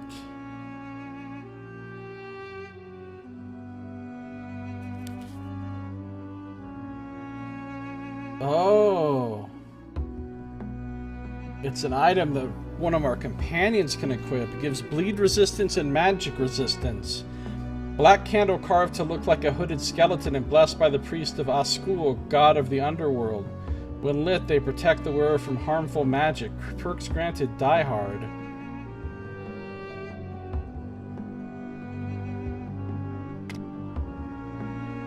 There you go. So she has...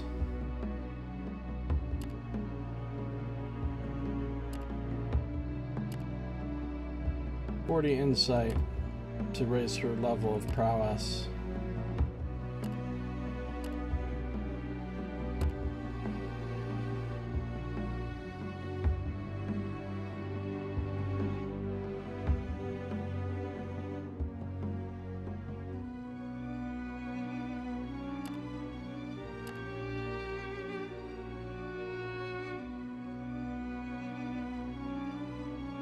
Says she gets a perk called Die Hard, but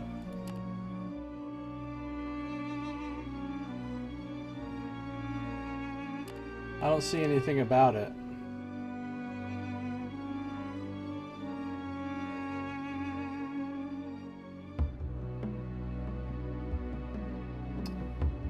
Alright, let's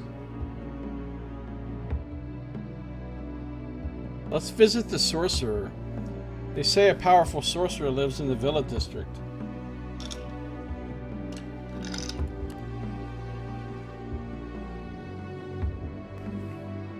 The Tower of Incanus, the sorcerer, stands at the border of the Villa District. Hold on.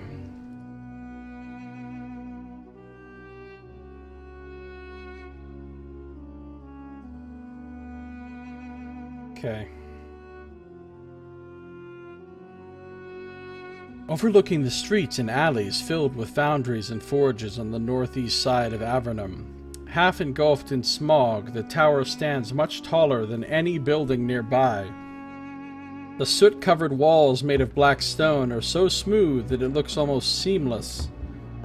A line of gigantic teeth crown the flat top of the tower. You walk up to the iron gate, where a large eye carved out of obsidian comes alive and gives you a good stare before emitting a strange moan, becoming motionless again.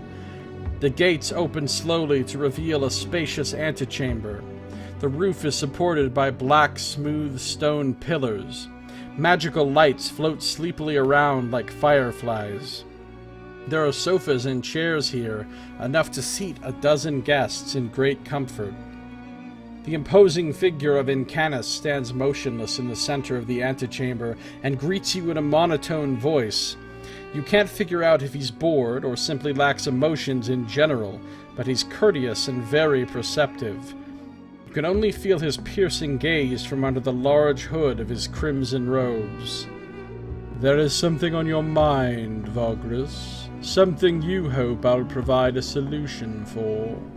And you know that it'll have a price, he drawls. He's a collector of rarities and curios. Maybe he's interested in one of my items. Again with the dwarven compass. Incanus examines the items you brought him with great care, but without uttering a word. He offers a price for each of them that pique his interest. I don't want to sell anything right now. Identify something for me? I don't want to identify anything right now. This is going to cost me a brass. Tell me what you can about the Lost Pilgrimage. The sorcerer hesitates only a little before motioning with his long-fingered hand for you to sit down. You comply. Something tells me that you've had an encounter with this cavalcade of spirits. Tell me about it, he says after he pockets your coins and sits down himself. You carefully recite your chance meetings with the Last Pilgrimage. Every now and then, Incanus interrupts you to ask very specific questions about your experiences with the specters. He seems especially interested in your visions that triggered when the undead procession was near. Incanus stays silent and motionless for a long while after you've finished telling the story. At length, he stirs and asks you in a rasping voice, What is it exactly that you'd like to know? What is the Last Pilgrimage? How did it come to be? This pilgrimage was initiated just before the calamity, according to legend. They say that weeks of odd and deadly omens preceded the catastrophe itself. Rain of blood, purple skies, weird apparitions, visitations from the dead, that kind of phenomena. Initially less in frequency and intensity, the omens were taken as divine warnings by all. However, the interpretation of these signs differed vastly. One group of high priests believed that the elder gods sent these because Imperials strayed from the right path somehow, that they incited their wrath and the gods had to be appeased. Thus they converged in the north, either in Tot or in Mortucpolis. Nobody knows for certain, and they gathered a vast procession of followers and lesser clergymen around them. The priests then announced that in order to earn the forgiveness of the gods, they are to walk to the capital and pray along the way. They cast down all their rich garments and trinkets and set out, barefoot and full of hope. And Canis holds a dramatic pause. Let's learn about these places. Tot is a great imperial harbor city situated on the mud shore, or the seashore of the Mud Coast, a gloomy, humid, barren part of coastline with bogs, mudflats, and little else. Called the Gate of the North, it is the single most important haven for ships and the busiest port in the north. Since the calamity, during which the sea has devoured much of Tot, the shore and the coastal waters are strewn with the ruins of the old city. Statues half submerged that survive to this day due to their magical conditioning, often used as bases for rickety buildings by fishermen and scavengers. Navigating this with boats often leads to disaster, so a number of shipwrecks also dot the coastline. The harbor district is a jumble of driftwood and reclaimed stone houses that lean on each other like unwashed drunkards. The stone piers are overused and crowded, with smaller wooden ones leading away in a maze-like web. The rest of the city is made up of houses and villas of stone, narrow roads leading down to the shore, and vast plazas in the shadow of the Colossus. Trade is everything here, with various goods coming in from the north, and the Emperor's Road leading south, crossing the continent. The colossal statue of the Emperor still looms above the city, up to the waist, standing firm and supported by the same magic that was used to build it, muscular legs apart, facing the sea due north. Upon its shattered top part is Arx Altus, the high fortress, seat of the governing Lich Lord, the city officials, and the military elite. The fort is only accessible via a system of elevators and walkways built on the exterior of the statue. Lesser towers and turrets are built on the side of the legs, and some government dwellings are carved into the statue legs. There is not much sunshine in Tot, as most of the year an unnatural fog settles on the coast and the city. The sun is mostly visible at dawn and dusk as a bloody orb on the horizon. Back before the calamity, the city was considered a gateway to the Empire, with ships and travelers swarming in its harbor. It was built by early settlers of the north at the mouth of the river Lemura, and naturally evolved into a great port. Because of its importance and position, the immortal emperor started to build a gigantic statue of the first emperor, Zavarus Maximus, to stand over the city port and greet newcomers as a symbol of the empire. The statue project took hundreds of years to complete and was given over to the apostles to oversee when the emperor lost interest in it. When it was finished nearly 400 years after its start, the statue was a terrifying and amazing thing to behold as it stood about 1 kilometer high. Wow, that's pretty high. Supported by powerful magic woven into the stone itself. 12 other statues were fashioned to stand in 2 lines down to the shore, forming an avenue reaching the feet of the Colossus, which now bore the immortal emperor's image instead of that of the first emperor. The 12 smaller ones depicted the apostles, but their heads were made so they could be replaced when a new apostle was chosen. When the calamity struck, the city was swallowed by a horrible flood from the sea. The wave that struck was so high that it broke the colossus of the Emperor at the waist. Today, only the legs and lower body of the statue stand, with parts of the hand and chest strewn about in the city's vicinity. Ironically, the heads of the apostle statues were lost, but the rest of them stand to this day, more or less. Even now, Tot is the capital of the northern provinces, and still is one of the greatest ports of the Empire, with one of the liches constantly residing there. That place sounds cool. We can scroll up on our map and actually find Tot. It's up here. There it is.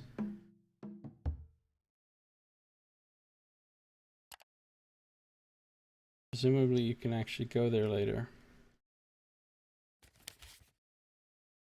What about Mortac Polis? The dreaded ruins. Hold on. Pour myself another drink here.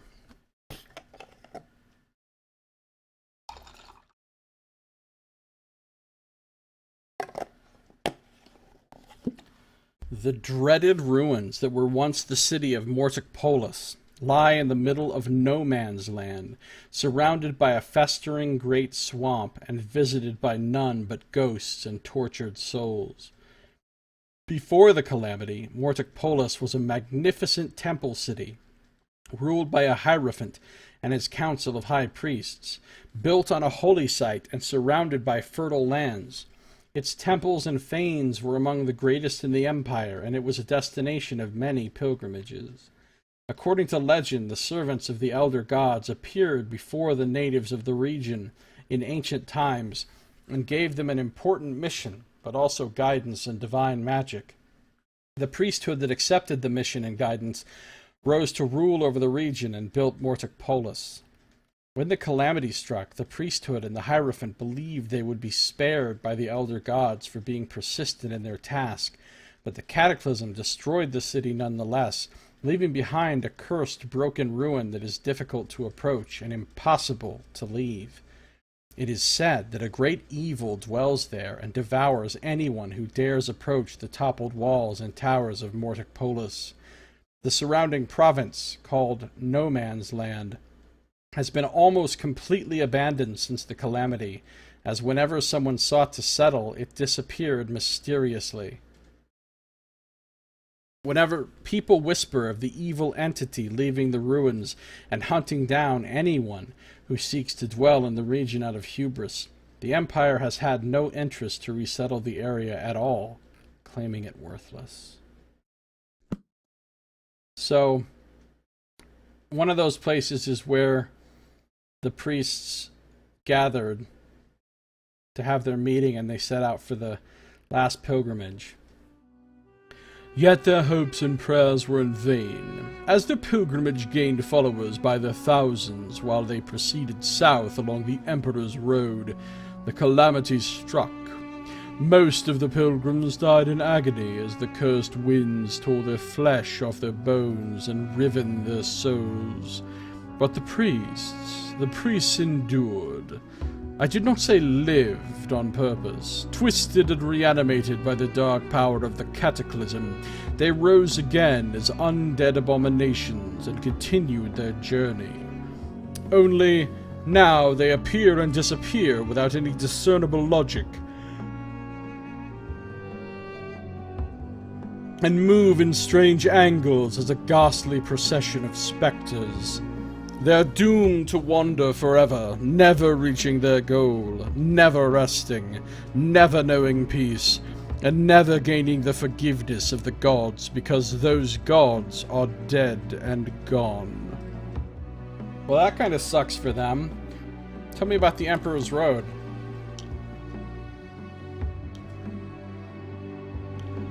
Originally built by the emperors of the Old Empire, this road is elevated on stable and sturdy dikes and are made of stone. Even after the calamity, this is the only major road that is maintained by the imperial authorities. At intervals, guard towers and shelters are kept in relatively good condition, which means protection, but also taxes. Thus, many comitatus simply pick the Shadow Road, that is, the more dangerous but more profitable wilderness. The road runs from Taut in the north to the capital city in the south, effectively connecting the most distant major cities of the Empire, while passing other very important settlements like Devon, Torzag Shelter, and Hadrinium. The road is the single most important channel of commerce and passage in the new empire. So here's Todd. This is the Emperor's Road, this big thick road, and it goes through, it goes along here. Goes to Devon. Devon is actually where we're supposed to be heading, I think. In this prologue. We started up here near Scrap Heap, we went to Scrap Heap, we worked our way over here, we went to Avernum, and I think we've got to get over to Devon. But anyway, the road goes through Devon, goes here, goes to Crossroads, Torzag Shelter, which is the city in the giant cave that we read about. Keeps going down here, the Tin Towers, it keeps going, Demon Song Bridge, it keeps going, Arvumus keeps going, Hadrinium, First Gate, Second Gate, Alexium, and finally it gets to Zarin City, the capital. Man, that is a long... The size of this map is nuts. Honestly. It's honestly nuts. You shudder under the sorcerer's gaze. What happens when they run into someone? Now that they are cursed to wander the wasteland eternally, they appear suddenly and disappear shortly after. Most of the time, nobody knows where they are. But when they appear and come into contact with someone, that person is gone forever. Therefore, a clear account of such a meeting is non-existent. One theory suggests that such unfortunate individuals are assimilated into the pilgrimage and wander as disembodied spirits, walking the same eerie path as the tormented souls of the original pilgrims. Others suggest that the cavalcade sustains itself by drawing on the life's essence of its victims. Nothing remains behind them. How do we know this? Sometimes people were able to observe such encounters from a safe distance.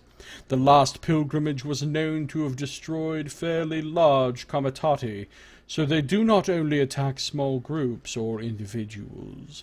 Naturally, the number of their victims are vastly overstated.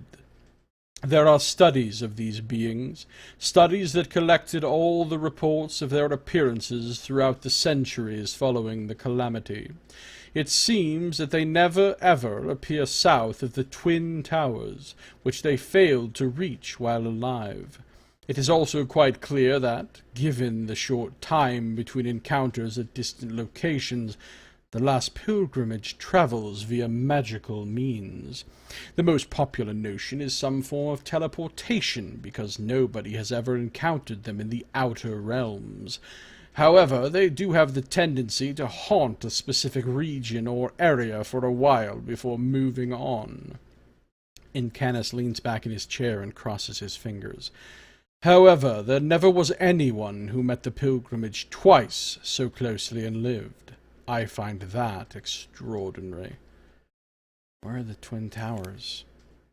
The Twin Towers are ancient fortifications guarding the main mountain pass of the Cepus Mountains, which has always been the border between the province and the lands beyond, Terra Supra and Imperial, throughout Imperial history.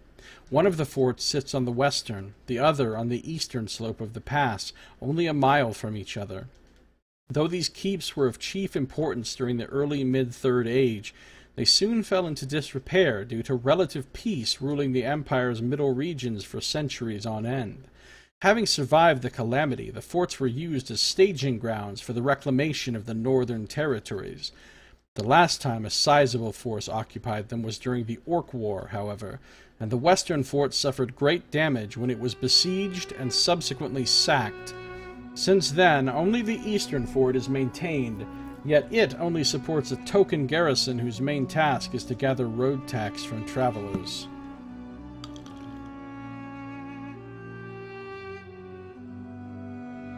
What's the Outer Realms?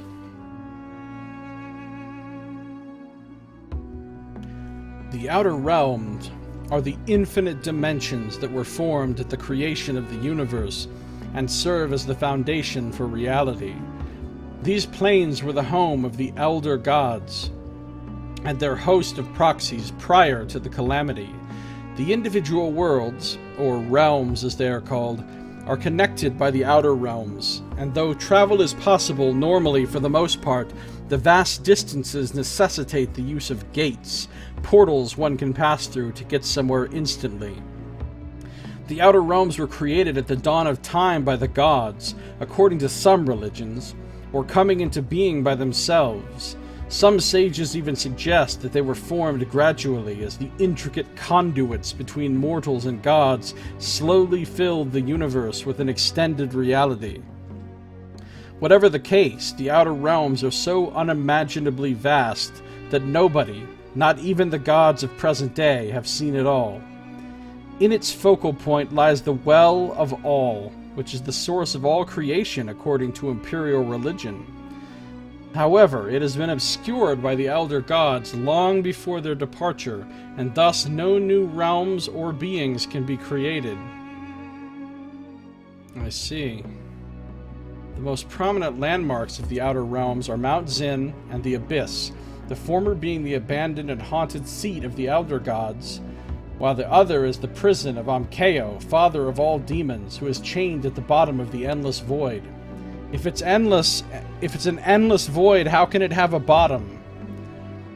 Tartarus, the underworld, is also part of the Outer Realms, containing parts of the Great Void that is called the Abyss.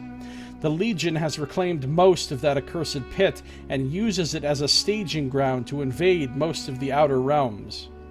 Indeed, apart from abandoned reaches and some still standing forts like Karad Rune, most of the Outer Realms have been decimated by the onslaught of demonkind, so travel through it has been perilous in recent millennia. During the calamity, the continent of Zeren has suffered such immense arcane damage that the boundaries between the Riven Realms and the Outer Realms broke in numerous places, and thus hundreds, if not thousands, of unstable but permanent gates were created, often obscured by local anomalous activity. Thus, many beings normally kept out of Zeren by the rules set down by the Elder Gods eons ago could now enter through these cracks and make a new home in the Riven Realms. This is the main reason for the existence of demonkin and outright demons in the Riven Realms, as well as for the presence of some planeswalking races such as the Kalrish, the Ogres, or the Ithil. The explored gates were subsequently used to create fast ways to travel over vast distances. Many of these are owned by powerful sorcerers or the Empire itself.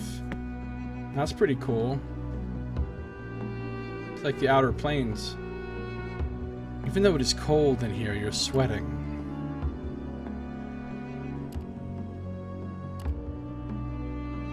Is it possible they are following me? Ah, that is the question, isn't it? Incanus scratches his scrawny beard with skeletal fingers. All information collected by the wise throughout the centuries, as well as anecdotal accounts, tell us that the appearance of the pilgrimage is completely random, and there has never been anyone recorded who encountered them twice, not even madmen who were looking for them. So when you told me about the 2 times you've met the pilgrims, I was skeptical. Yet I can see that you are telling the truth. The sorcerer clears his throat. There are 2 possibilities, I believe. One, it was indeed chance, however minuscule, that you happened upon them a second time. The chances of a third encounter are negligible.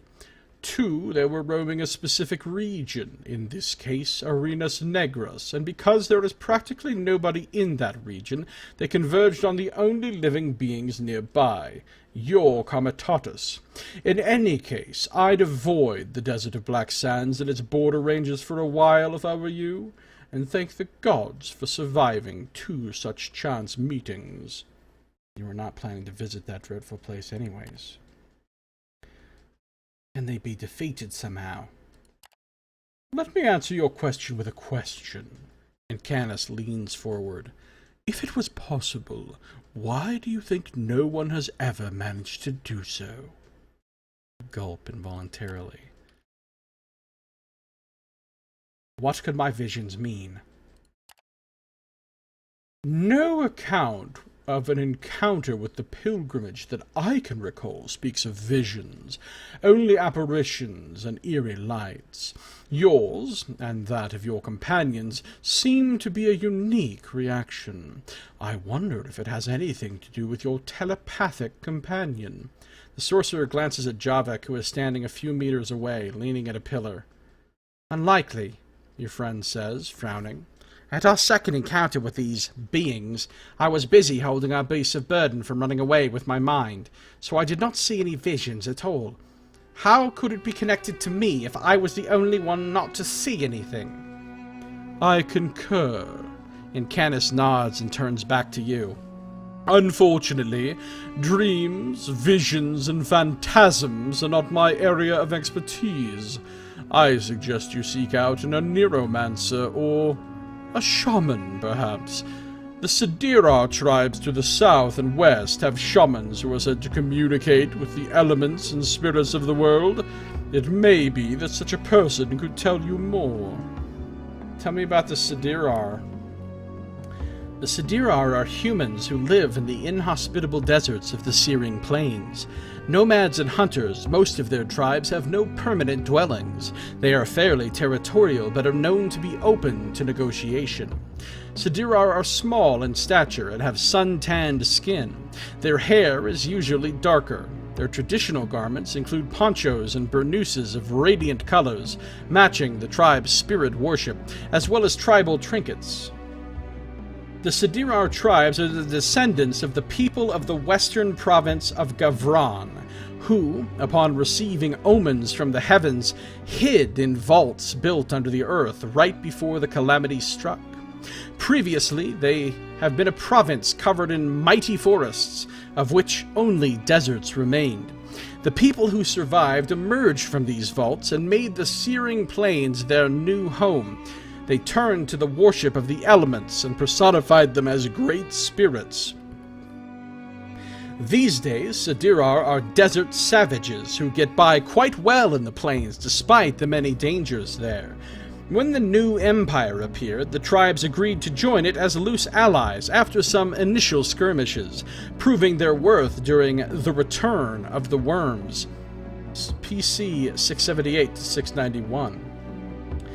Due to their... that must be post-calamity.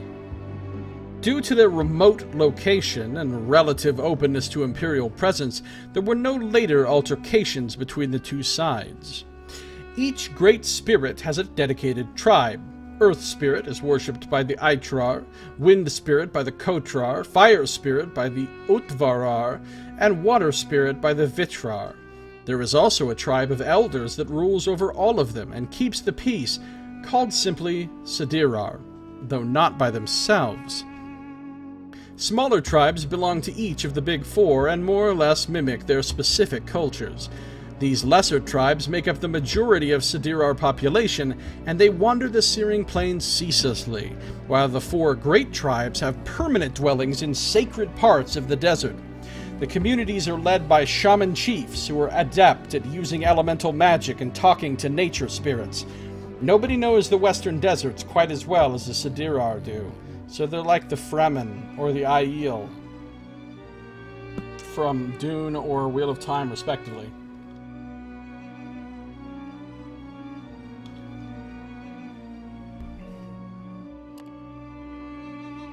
I think that's all we need to know from Encanis. That is all. Thank Encanis for his help. Ooh, I got 15 insight for that. Encanis looks at you intently. Was there anything else, Vagrus? I believe for now you did everything you came here for. So I've got 30 insight. I could, like, get some more leadership. Cost 20 insight for enhance.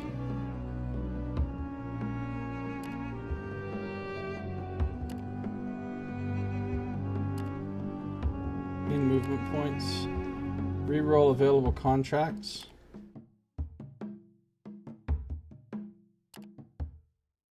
I could get some professions. I could get some attributes. I kind of like the idea of this enhance. I'm going to get it. Why won't it let me? Maybe it's locked? I mean, it obviously is locked. It won't let me get it.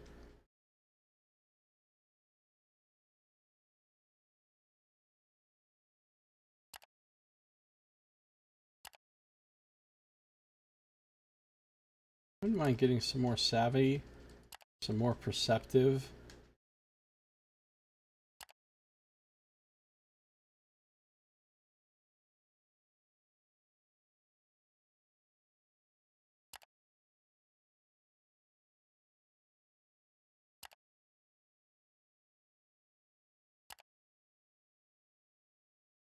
Some more strong-minded.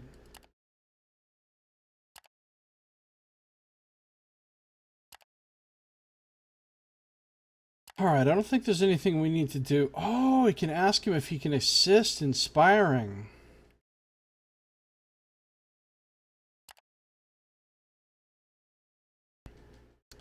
Temple of Oskul, the Slag Fort, the Fighting Pit, explore the city.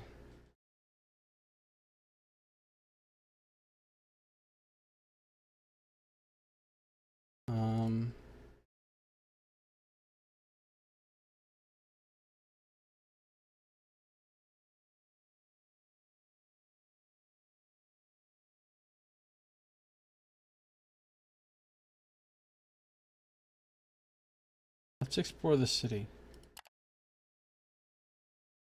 Available daily. Go for a walk and see what you can find. You walk the streets of the city under ashen skies, taking a few of your best with you. Avernum is large, a city of opportunities, but also of untold dangers. One can find all sorts of interesting things if one looks. The neighborhood called Scoria is teeming with unfortunates and crooks. You come upon a scene in front of an inn. Several soldiers of the Avernus Legion are accosting a group of men who are trying to explain themselves. You briefly overhear the argument, and it seems to you that soldiers are pressuring these men, who are apparently loaders and haulers, to pay them for some slight to one of their comrades. The workers say there was no such slight, but the soldiers are threatening them with arrest if they do not cooperate. The Avernus Legion is the 16th Imperial Legion, Legio 16, first summoned by the Senate in PC 941 to aid the existing legions in the Second Viren War. Conscripts were mostly pulled from the Searing Plains, Jagged Waste, and Hearthlands regions. Because many young officers hailed from Avernum and showed exceptional promise, the Legion got named after the city.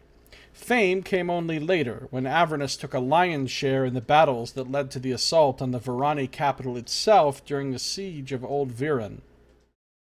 Although the siege was eventually broken, most Imperial forces were withdrawn unscathed thanks to the sacrifice of the 16th. Having lost a lot of men, Avernus Legion returned to the Empire, but its ranks were not refilled, some say for political reasons.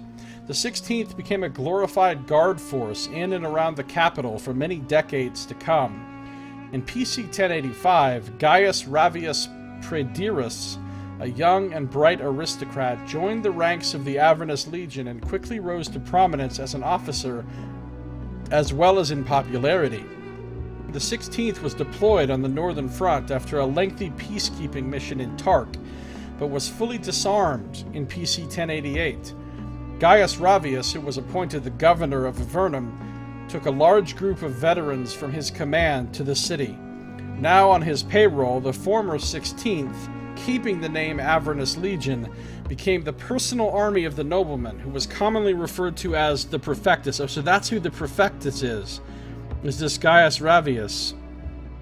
Ever since, they have been his loyal peacekeepers, guardsmen, and assassins, granted legitimacy by their lord's position. Alright. I can leave the scene, it's none of my business. I can try to persuade the soldiers with a moderate chance of success. I have 30% charismatic. I can tell the workers to pay up. Let's try to persuade the soldiers. I failed. Your meddling annoys both parties, and the legionnaires tell you to leave before they get really pissed at you. You sense that there's no point in arguing here and leave as fast as you can. Not today, though. You go back to the Comitatus. Alright, well, it's time to, visit the Slag Fort, I guess, for official business with the authorities. I could report Sidarius, but I'm not going to. The mighty Slag Fort is the headquarters of the City Guard, the Avernus Legion, and the Prefectus himself. What do we know about the Prefectus? The man called the Prefectus is the governor of Avernum, appointed by the Imperial Senate. Although the office of prefect is well known and utilized in the Empire, the man in question is quite a unique individual when it comes to his office and authority. Rumor has it that the city has become the private empire of this ambitious and mysterious autocrat, or aristocrat. Called Gaius Ravius Pradirus, the Prefectus is of noble birth, an aristocrat who had been given his own command in the Avernus Legion, Legio 16, at a very young age. Clearly gifted, he abruptly put an end to his military career after the sudden disarmament of Legio 16 and tried his hand at politics in the capital, which proved to be a dangerous game even for someone of his skills and wealth. Whatever happened there is unclear, but after several years of service to the Empire, Gaius Ravius was appointed to governor of Avernus and moved there, taking with him his old military unit from the Avernus Legion, even keeping the name. Gaius Ravius is not a man to trifle with. He has taken Avernum from a backwater town to a prosperous, if cruel, city in a matter of years, and managed to secure his own power at the same time. The Avernus Legion is not much more than his personal mercenary army, utterly loyal and generally feared, and rightly so. Because of the relatively loose presence of the triumvirate churches and its isolation from the rest of the Empire, Avernum has been known to have taken imperial law more as guidelines than actual rules, and the Prefectus has benefited the most. Let's go to the bounty office. Wait. The fort overlooks the city from atop a hill on the north side, its main tower looming threateningly over the forges and foundries of the streets close by. Made entirely of the same kind of dark stone, the slag fort is completely black now, thanks to the layers of soot that covers its surfaces. Scrutinized briefly by the grim legionnaires at the gate, you enter the courtyard of the fort, which houses the few institutions the public can visit: the offices of the city guard, the courts, and the bounty offices. Bounty office. The bounty office is housed in a small, dilapidated building behind the courts. A group of unsavory types are awaiting in front of it to be called in. Bounty hunters. Mean-looking trophies and cruel weapons hang from their belts. You wait in line to speak to the general bounty officer and get in after a quarter of an hour. A diminutive, bespectacled man, the bureaucrat gives you a bored speech on the bounties that are available. You figure there's no point in competing with the local hunters for city bounties, but the ones out in the wasteland are your turf. There's a bounty on an especially large Jacra.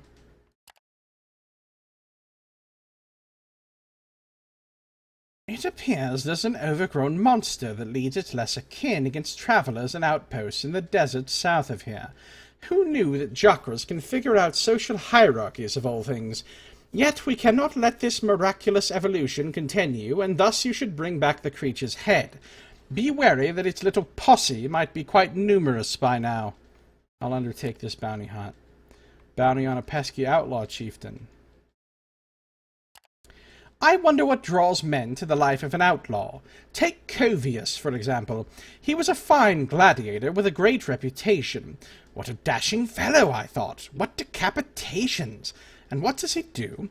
He runs away with a bunch of gladiators and lowly slaves to live out there in the searing heat of the desert, preying on honest citizens such as yourself. It truly escapes me how it's better than here. But you can't teach his kind, I suppose. He's just a Sharduk. What's a Sharduk?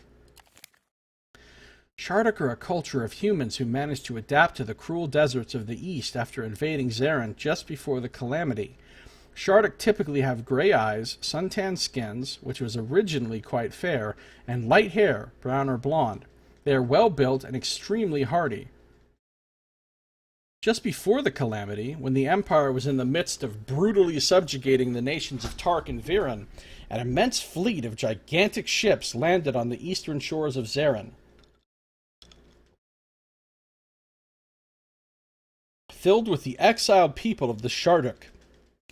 Already fairly savage after a long period of social collapse in their homeland to the far east, the invaders decimated the great eastern plains, the breadbasket of the Empire. The legions responded, but only managed to achieve a shaky armistice that the Senate accepted in the hopes buying time against the rebelling provinces. Then the calamity struck. The Shardik followed the guidance of their gods, boarded their ships, and waited out the calamity off the shore. Upon returning, they saw that their new lands have become terrible, bleak deserts, but it was never in their nature to give up. So instead of despairing, the Shardik accepted the challenges presented by the New World and adapted to the great eastern desert where they dwell even today. Today, Shardik are wandering tribesmen who hunt and ride giant lizards and are feared throughout the Empire. They are considered cruel and barbaric, though perhaps they are not much more barbaric than many other tribal cultures of the continent. Yet they have a terrible reputation, and since they are at odds with everyone else thanks to their marauding lifestyle, nobody likes to see them anywhere other than their deserts. A Shardik would kill his own mother if it meant getting a few lirgs, is a common saying in the Empire, so people do not like Shardiks. So this guy, Kovius, is just a Shardik. And as much as we adored him in the arena, sands outside the arena shall run red with his blood for his crimes, and you shall be his executioner. Bring his head back intact, though. I mean, the office will perhaps want to keep it around. Yes. I wanted to take the bounty. Bounty on a roaming undead abomination. Undead? Silly expression. Should it not be unlive? Sorcerous reanimation or not, they are corpses, no more. But enough of semantics. There's a particularly nasty creature that roams the southern edge of the Molten Tongue and attacks on sight.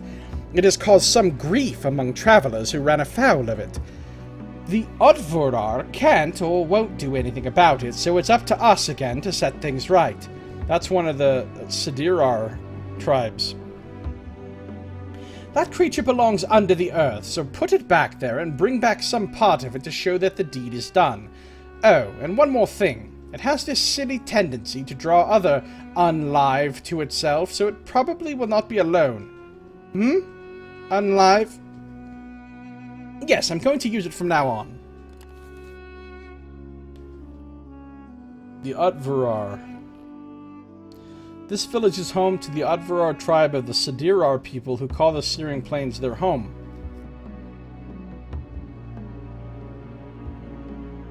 It is built upon a bleak plateau overlooking the southern lava fields of the Molten Tongue. Each of the 4 great Sidirar tribes are connected to an elemental great spirit, the Utvarar being worshippers and wielders of flame, and thus their culture, magic, and beliefs revolve around the element of fire. They are the most warlike and territorial of the nomadic Sidirar. The village is built on a huge highland region overlooking scorching lava fields. The yellow-red volcanic stone buildings are painted orange, or sometimes gray, and are surrounded by thick stone walls. These defenses, along with the large number of warriors, make Utvarar a well-protected place. There are wells and caverns below the village, guarded by fierce tribal fighters. Fires burn day and night to lead wayward hunters back to the plateau and to appease the raging fire spirit. Utvarar was the last place to be settled after the Sidirar emerged from their vaults, following the first few post-calamity centuries. Originally exclusively nomadic, the Utvarar tribe finally decided to build their fort and village closest to the fiery lakes that are the dwelling of the fire spirit in their view. It is said that the Utvarar has withstood several attacks from undead hordes in their village and were very difficult to deal with when the new empire reclaimed the Searing Plains. They only listen to the explicit order of the Sidirar Council to cease fighting the newcomers and make peace. Utvarar trackers are notoriously brazen, having accessed the molten kingdom of Devendar Thar regularly, according to rumors. They are also relentless hunters of undead, who they see as an abomination of nature, and thus kindling for the wrath of the fire spirit. I'll take this bounty hunt. Alright, leave the slag for it. I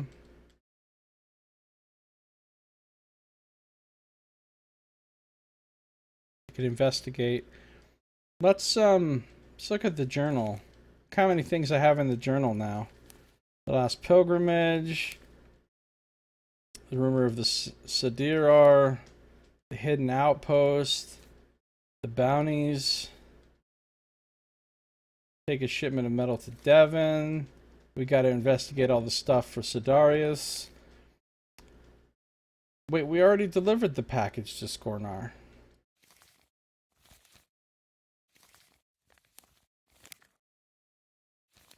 Hunt down Covius the Outlaw Chieftain. Now, see, Skornar wants us to bring back Covius to him alive. The Jakra Alpha, the Abomination, capture him alive, but the bounty people at the fort wants us to bring back his head. So we kind of have a choice of what to do with him.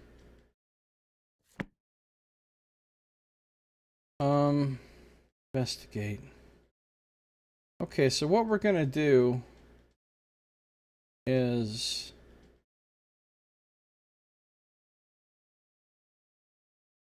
we're gonna go to the fighting pit. And we're gonna enter the roster. And we're gonna shed the first blood. Your first opponents will be a pair of local thugs who like violence a lot and decided that being paid for it in the pits is really the best thing that ever happened to them. They are called the Turgak brothers, even though they are not related. Waving their cheap weapons around, they manage to get a meager applause from the crowd. They follow that up with swearing, which earns them a bunch of angry shouts and booing. Your fighters enter the pit. Here we go. So here are the assholes. 12 vitality, 14 vitality. Let's deploy my people. We'll put her right there in the middle. We'll put him behind her. We'll begin the fight. Alright, Javek is going to buff with premonition. Hey, Splode. Welcome back. Good to see you. Sick in bed watching lazily, but here to lurk. Okay, I'm sorry to hear that you're sick, Splode. That's a bummer. I hope you feel better soon.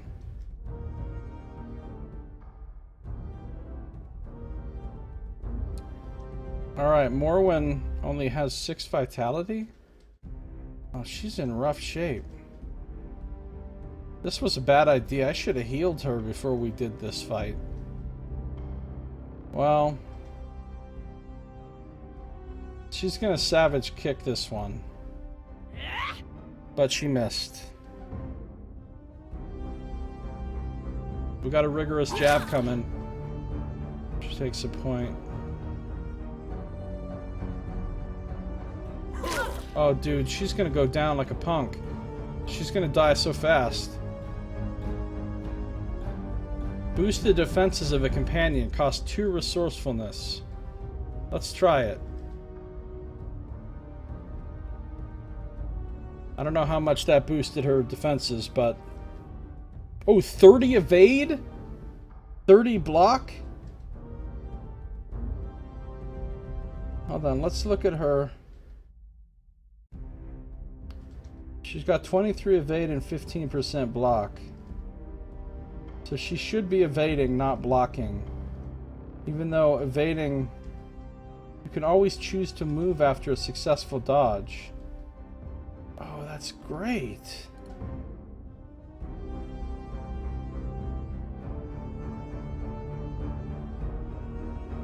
Alright. Let's try a kick again. Move him back so he can't attack. Javik.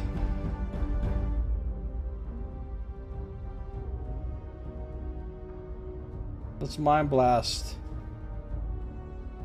this guy.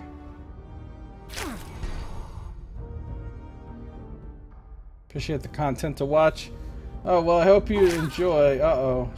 She's not gonna do well here. She just got hamstrung. This guy's gonna move up.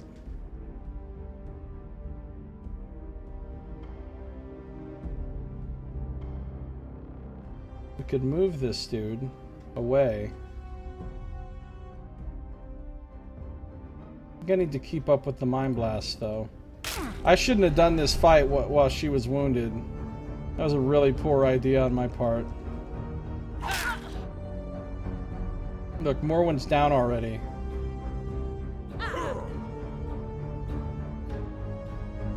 Now, I can get her up by using resourcefulness. But now I'm out of resourcefulness and she still only has 3 life. We gotta get one of these guys down. Alright, good. Big damage there from the Mind Blast. Morwen. Oh god, she's gonna die. We got problems. Bull Rush. Don't Bull Rush. Alright, if we can finish this guy off. Nope! 0 damage. Blocked. Wait, she gets another turn? Great. Alright, cool. We took that guy out. Now we have a chance. She's gonna go down, but maybe we can keep... You know what I'm gonna do? I'm gonna move this guy away.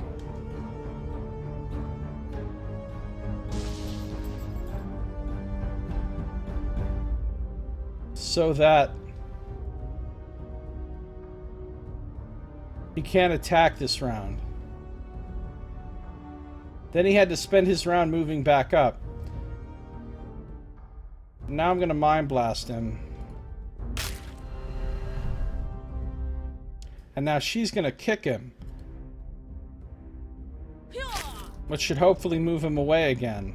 Great, now he can't attack again. Now we're going to hit him.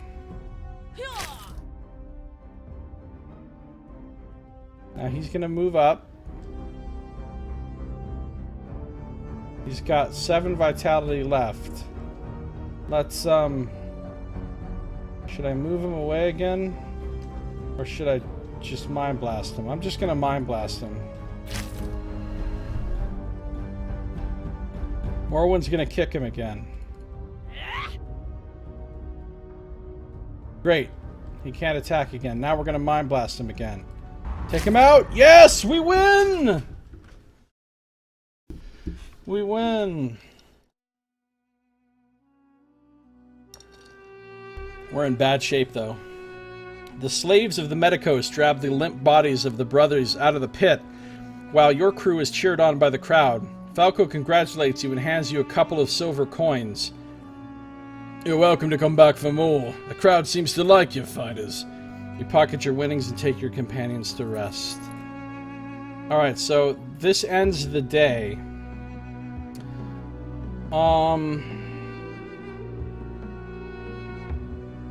Extra rations. We need to pay my people. We need to pay my people.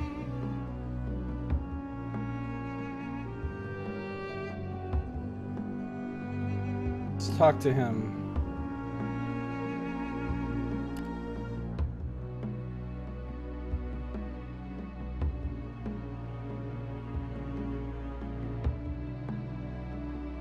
Okay, we talked to him about that already. We talked to him about that already.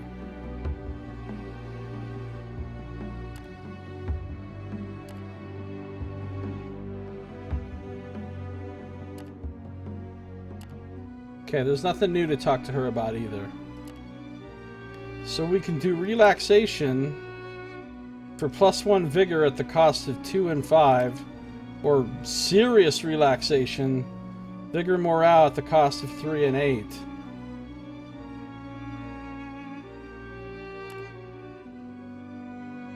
Or we can just do regular rest at the cost of 1 and 2.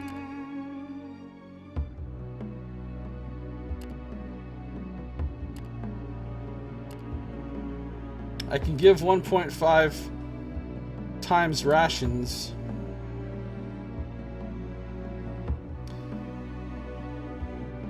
I'm gonna do second level relaxation and let people eat hearty and pay them what I owe them, which is over 3 gold. So everybody should be pretty... Oh, I need to heal my people though. Especially her. Treat Morwen. Morwen yelps in pain now and again when her wounds are fiddled with. Treat her using medical supplies that will heal her to maximum. -1 medical supplies. Your healers get to work. How's she doing now? Apparently she's healed. I don't know how badly hurt. I don't know how badly hurt,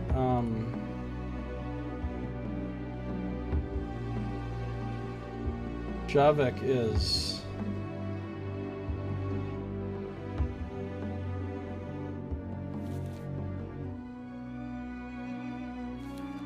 We won the first pit fight in Avernum as well.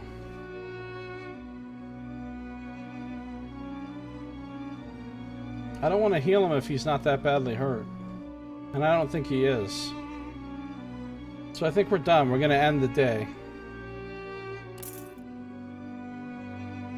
Pocket your winnings and take your companions to rest. I got 3 silver. And Borrow the Breaker is removed. So it's a new day. Game is saved.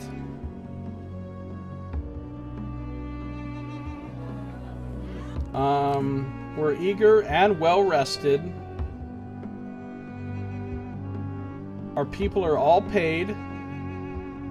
We've got a good amount of money.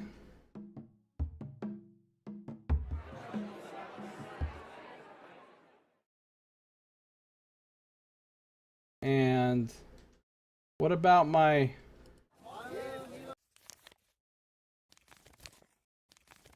He's got 8 out of 10, but he's not wounded. He's eager, well-rested, and well-fed.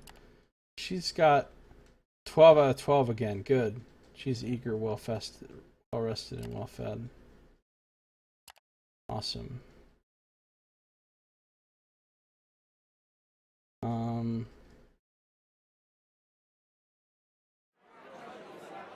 I could sell some of my iron or copper. 6 copper is worth 2. Could sell a little bit of it.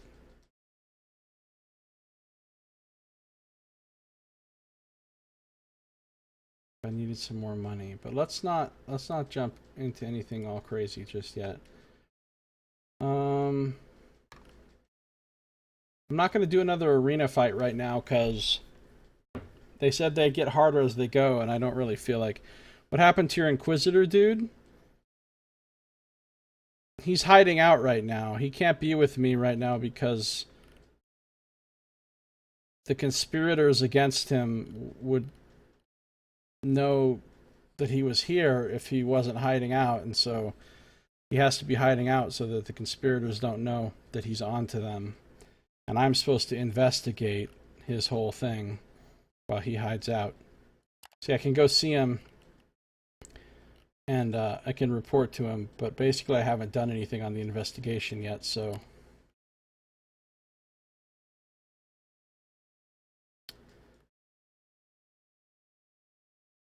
But...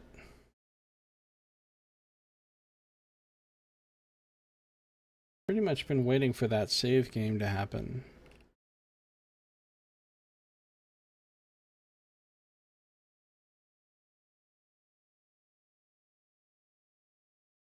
Let's see what else I have in my codex. I have 2 codex entries I haven't read.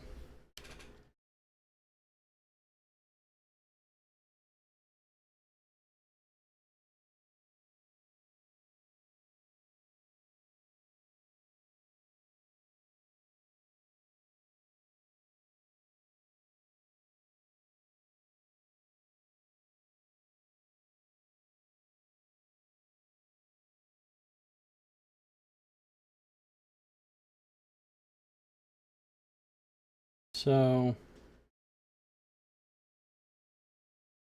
first is the Emperor.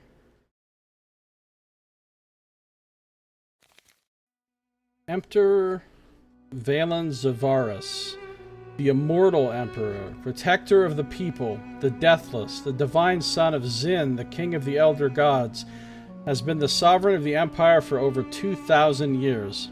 Ever since his self-sacrifice during the Calamity and his subsequent comatose state, he has been unable to rule, however, and thus his most trusted servants, the Apostles, took on the burden of governing the empire in his name.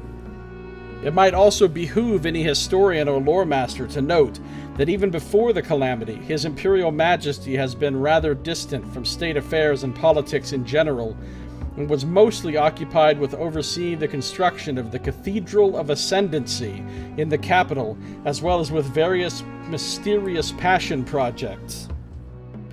Thus, the Apostles have been quite prepared for taking over the rule of the Empire in his absence. Imperial tradition states that a golden age had been going on for over 1,000 years at the end of the Third Age.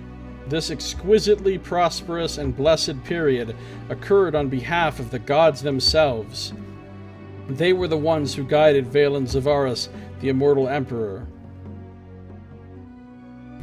Zavarus ascended to the imperial throne over 1,000 years before the Calamity.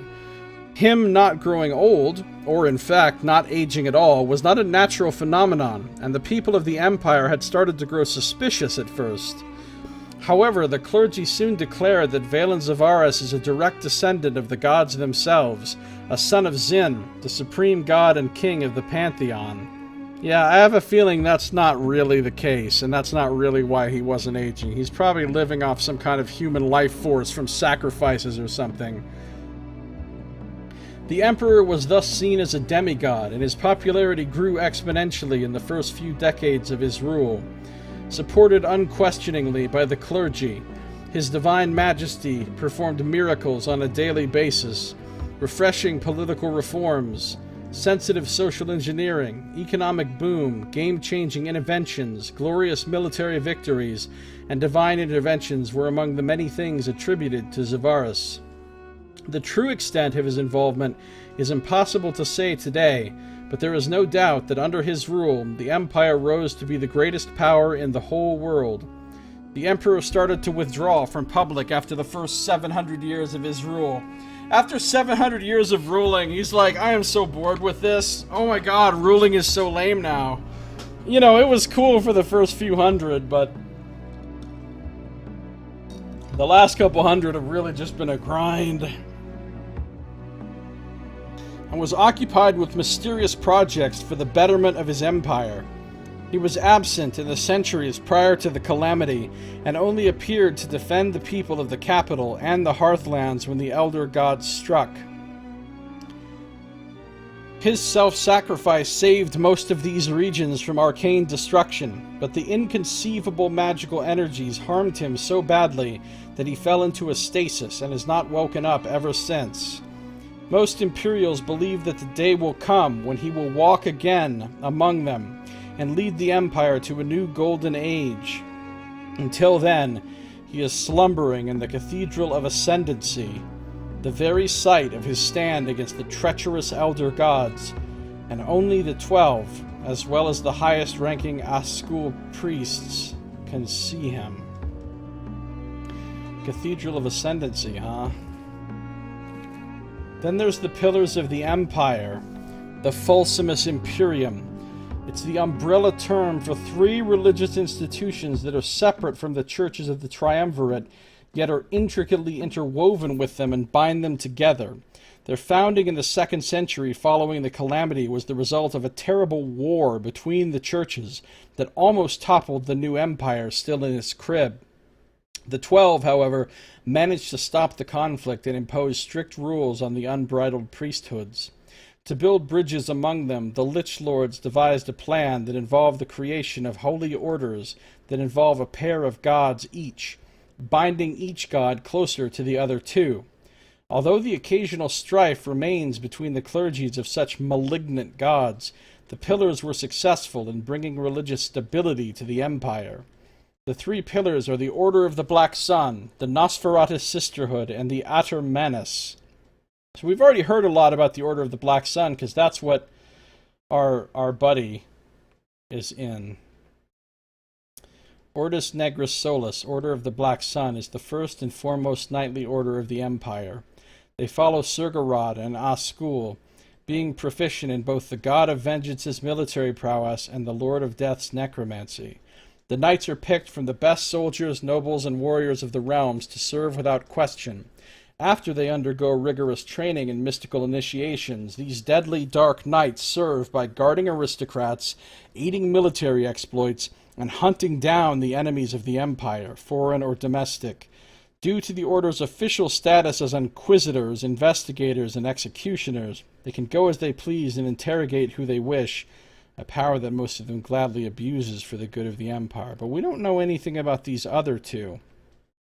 So there's the Nosferatu Sisterhood, is a much more secretive organization, one that is best described as a coven of witches and a purveyor of dark secrets. Only a few Imperials know, but most have a vague notion, that the sisters in fact research magic and natural sciences, dabbling in all the known sorcerous arts in an attempt to unlock more potent and ingenious powers. The Sisterhood has mastered blood magic, soul manipulation, necromancy, magical charms, arcane sacrifices, and prophetic divinations. No act is too depraved for them if it is in the service of the Empire. Countless new kinds of undead, mutants, spells, rituals, and dark truths came into the possession of the Empire through the ages, thanks to Nosferatus. And lastly, Ater Manus, the Dark Hand, is a secret society acting as the Assassin's Guild of the Empire, even though publicly the Order is one of state couriers and spies. Applying Baal Urkal's art of secrecy, charm, and deceit, as well as Surgarod's martial prowess and fanatic determination for justice, agents of the Dark Hand can eliminate any target named by the 12 or the Senate. Individuals not in a state capacity can also hire the Ater Manus, albeit for a fortune, and they still have to follow the strict code of conduct. So they're like the Dark Brotherhood from Elder Scrolls. Whoever works with them can expect efficiency and complete discretion. Word is that no target has ever escaped the organization, yet the vast majority of Imperials do not even know they exist. That seems like it would be a difficult thing to keep secret.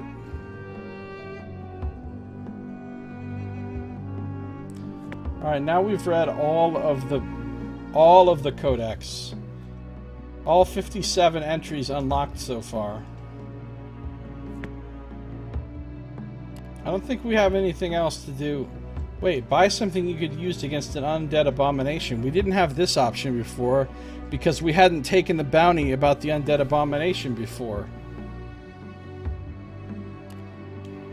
The small group of priests you end up talking to about a ravenous undead abomination that haunts the region seem very worried.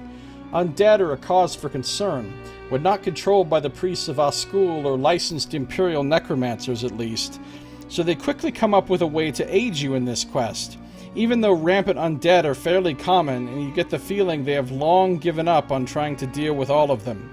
The solution is a bone charm, specifically enchanted by them to disrupt uncontrolled undead in the vicinity for a few minutes, long enough for you to deal with it. For a small contribution to the clergy, you can get the charm and the command word to activate it. It's only going to cost me 6 lirg. That's 6 copper. I can afford that. Let's get the bone charm.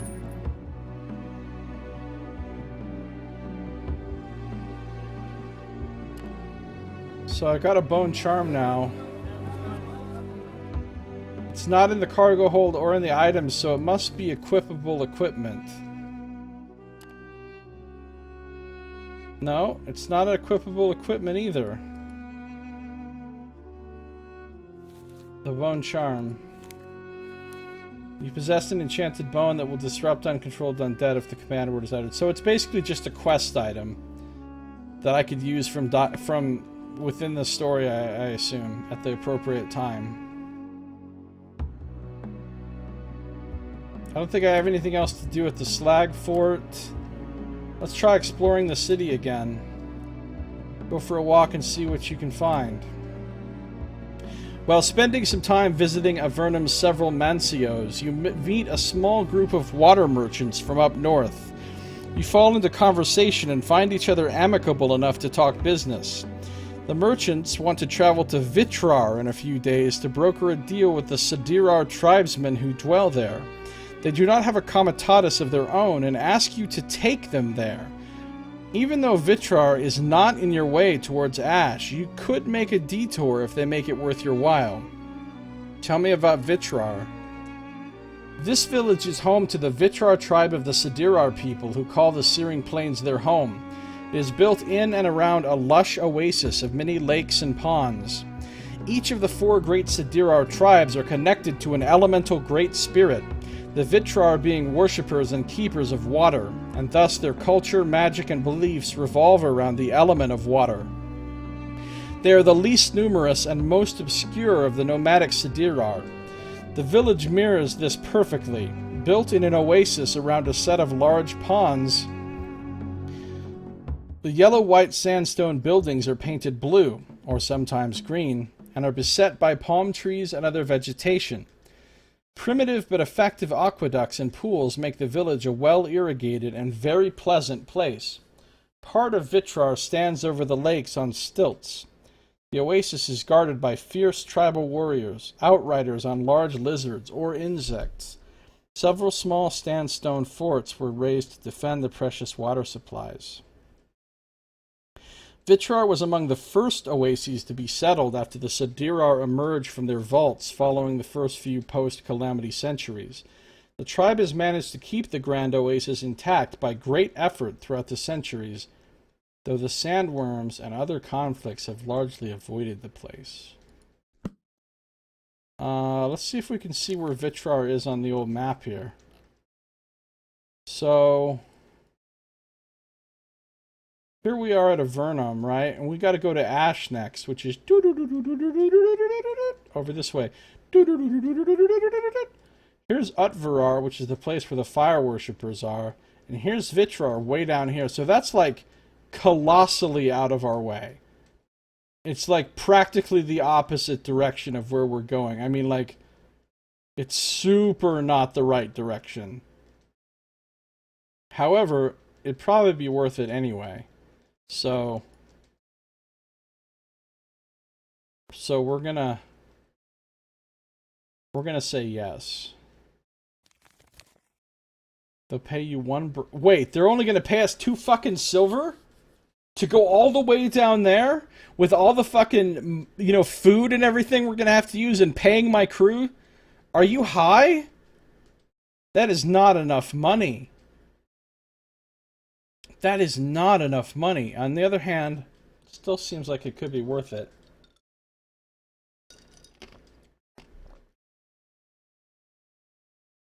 I'm going to lose money on this deal. Okay, not today though. I am going to lose money on that deal. So now we've got water merchants from Avernum. We're going to use up a fuckload of our supplies every day.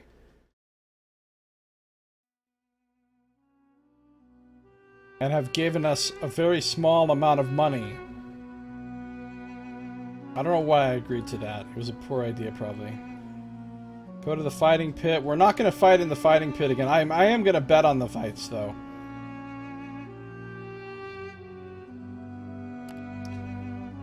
It only costs 2 Leerg. Your fighters lose the skirmish, their blood smoking on the hot sands. So I lost 2 more Leerg.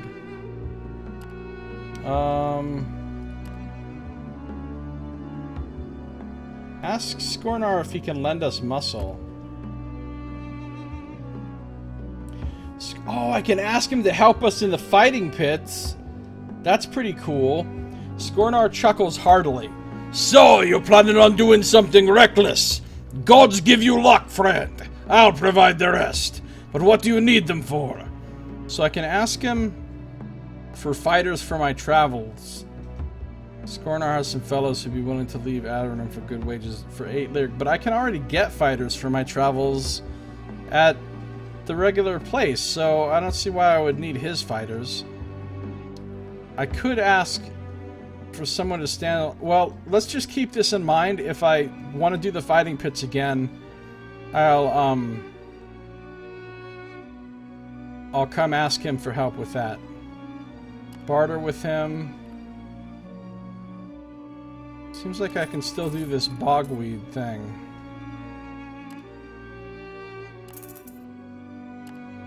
Right, I'm paying 4 lyric apiece for bogweed from him.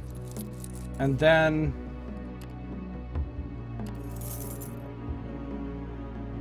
I can go right here and I can sell the bogweed for 2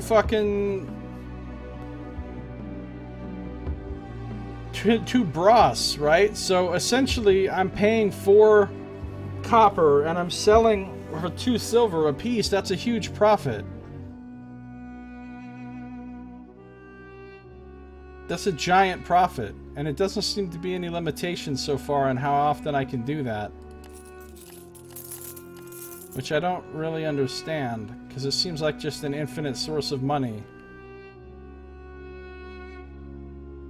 I feel like something's broken there that maybe they didn't really realize. Or, you know, it's not...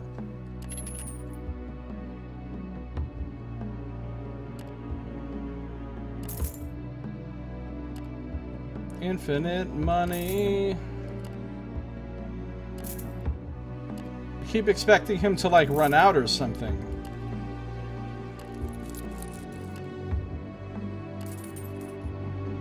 But he's not running out.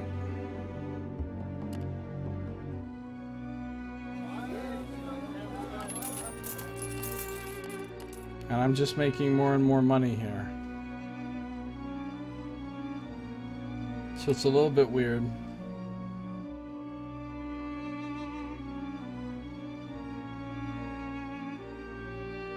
Protected harness.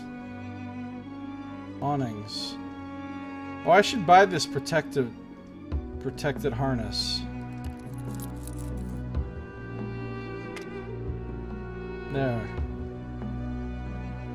Now my beasts are consuming 10% less, and I get 10 more cargo spaces. Because that wasn't very expensive. Alright, let's talk about... Let's see, is there anything I want to do with the foundries? I don't want to smelt scraps. Reinforced carts. No, I don't need that. Leave the foundries. Fighting pit, watering hole, temple of Surgarod. Leave the temple. Investigate. The sorcerer. Leave for now. Okay, I think the only thing left to do is investigate. Unless I just want to get infinite money from bogweed.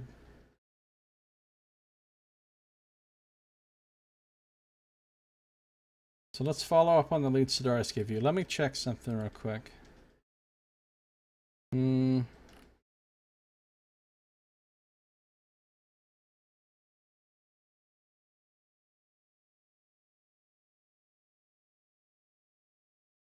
Okay. Does seem like a misstep for sure. Yeah, right, Splode? Alright, let's follow up the leads. Oh, before I follow up the leads, though, I could go back to the watering hole. I could ask Scornar if he can assist me with spying on the Smelter's Collegium. So I guess I will, since Scornar likes me.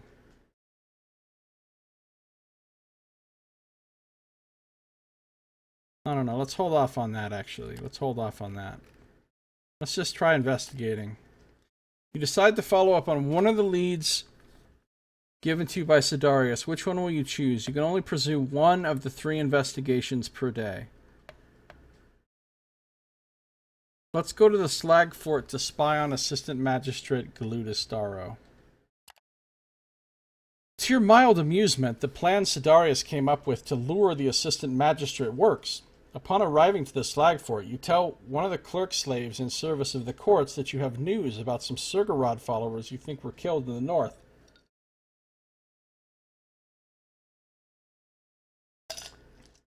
The slave asks you to wait until he reports this to one of the administrators. Before you could sit down with said bureaucrat, a clerk arrives to tell you that Assistant Magistrate Darrow will personally listen to your account. You are escorted to the offices on the top floor of the courts. You are told to knock and enter. Javek looks at you knowingly as you stand before the office door. Morwen is picking her nails. Knock and enter. You find yourself inside a spacious office with a small slit windows looking out onto the courtyard of the Slag Fort. There's a desk here with scrolls stacked up on one side and a few opened ones lying in the middle. Maps of the region are on the walls, and rows of shelves hold even more scrolls. A clerk slave busies herself with organizing these. A middle-aged man with a warm smile rises from the chair at the desk. He has dark eyes and a receding hairline. Over his orange tunic is the sash of his office, blue and purple, with a silver clasp holding it at his shoulder. He introduces himself as Galudus Darrow. My subordinates tell me you have news of a group of Segoradites. We are awaiting a cohort of such constitution back to the city, but we're beginning to be worried that something happened to them as they are late. Perhaps you might have heard of them. Did not know about this cohort. Heard rumors in the city.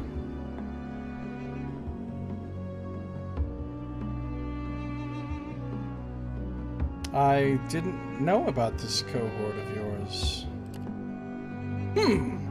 Odd that you came here right away without gathering news in the city first. I would have thought a Vagrus such as yourself is well informed.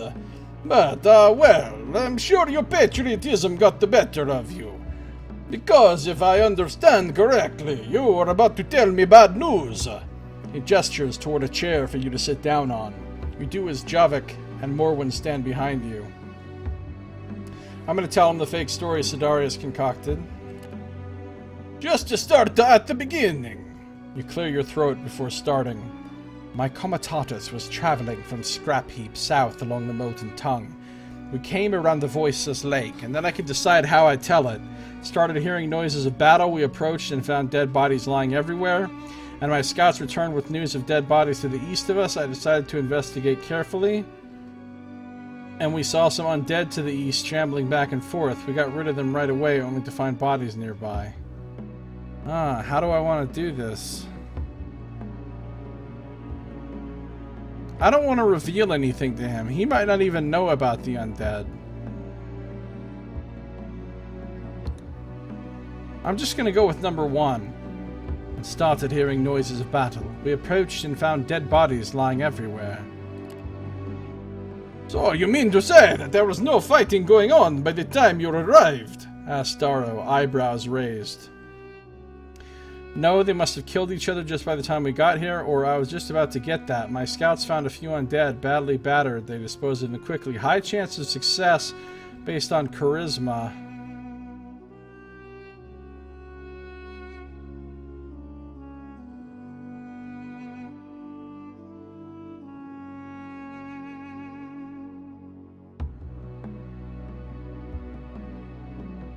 No, they must have killed each other just by the time we got here.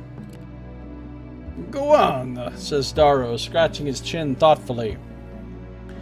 We checked the bodies. There were a lot of undead, mostly the smoldering variant. It was clear that there was a great battle there. The other bodies all belonged to the same group. They were all Surgarites and their armed followers. A handful of them, badly mutilated by the undead. Apparently we are telling him about the undead. We checked and found no survivors.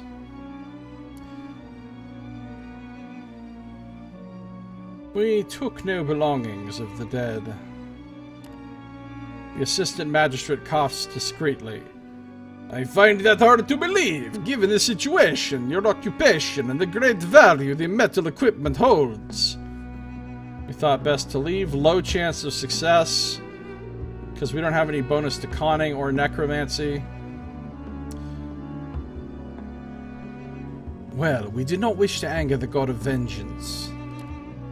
You conclude the story by telling him that you have not come across any undead or Sigurodites, living or dead, on your journey here. Have you seen a knight among the bodies, perhaps? Tall fellow, blonde hair, broad shoulders, dark armor, and quite an exquisite helmet. Fights with a great sword. Darrow asks after a brief pause. You tell him you did not find anyone among the bodies matching the description, even though you checked them fairly thoroughly. The assistant magistrate thanks you and promises to bring the report before the high-ups in the city. Should they decide to further question you, they'll find you at your berth. You take your leave. Long after you've left the slag fort, Javik tells you that the plan has worked. I read his thoughts on the matter. It is clear that he knew much about the setting of the trap. He got really upset when you told him Sidarius might be alive and well. He thought about his career and the prefect, but also to report this to someone called Hanvius as soon as he can. Alright, back to the Mancio. Let's go talk to Sidarius and tell him what we found out. Apparently we can't. Apparently we can't report to Sidarius until we've investigated all the leads, I guess? Well, we can't investigate today because we've already investigated.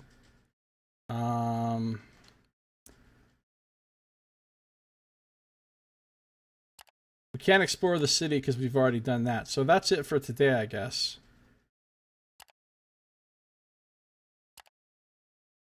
That is it for today, I guess. So we'll go... Unless I want to try another arena fight.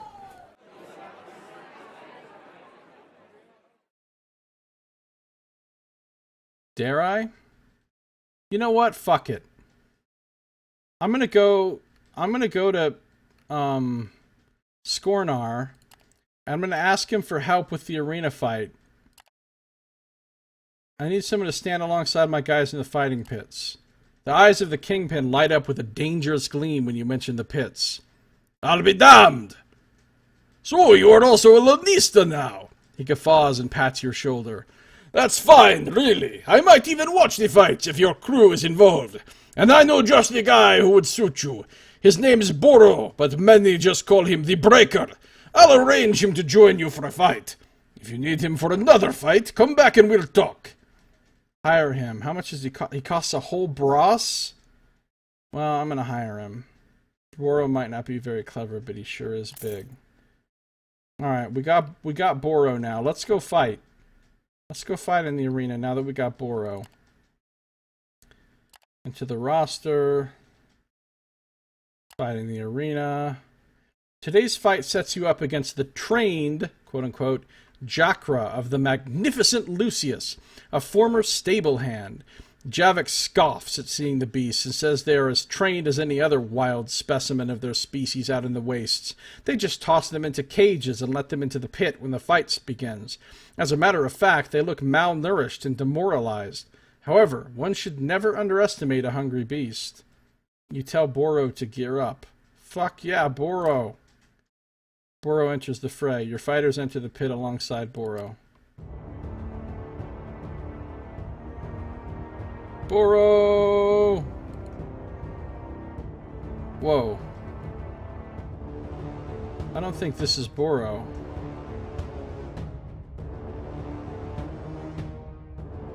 I think we've got a bug here, because these are not our characters. Alright, well, whatever. Let's grab Boro.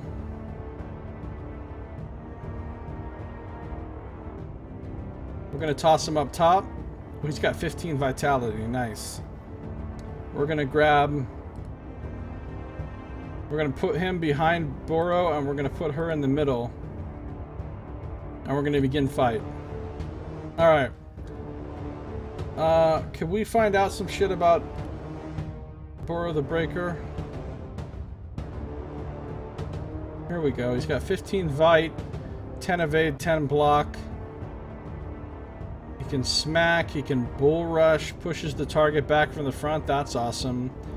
He can sap, reducing their initiative, accuracy, and damage. He can stun a single opponent. Stun sounds really good. Alright, I'm going to premonition.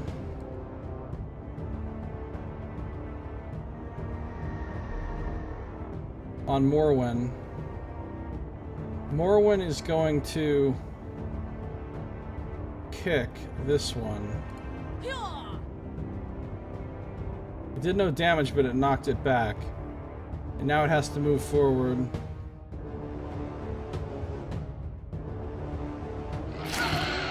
Alright, Morwen's already getting wrecked. She's been afflicted with impediment, so she's stunned. Has a kind of Darkest Dungeon vibe with the fighting, but an actual story and good lore to go with it. Yeah, it's pretty cool, actually. Alright, Burrow the Breaker, Bull Rush, Sap. How about we try cheap shotting?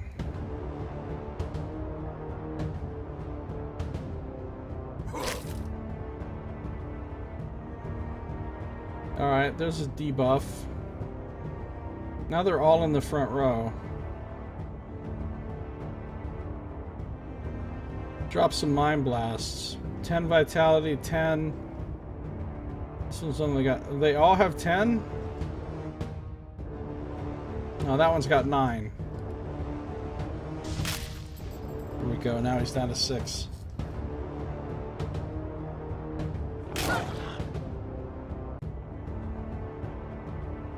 Burrow the Breaker.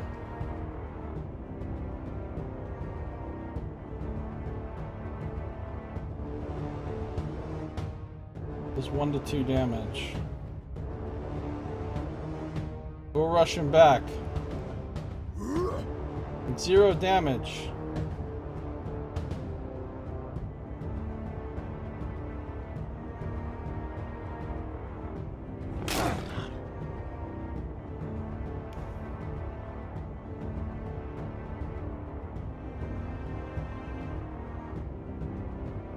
Javek, Mind Blast.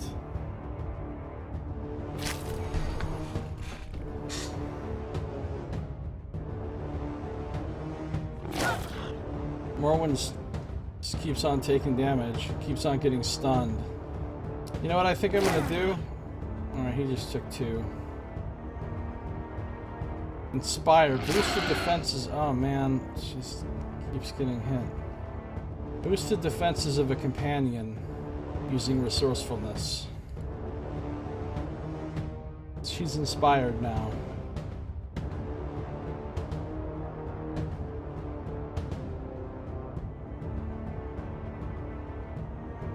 This one's got 3 left. Let's finish him off before he gets another turn.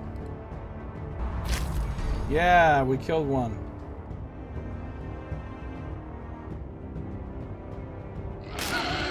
Well, boosting her defenses didn't do shit.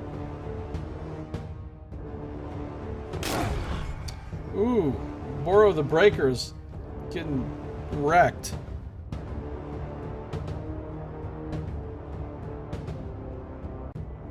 Two to 4 damage. I want you to bull rush.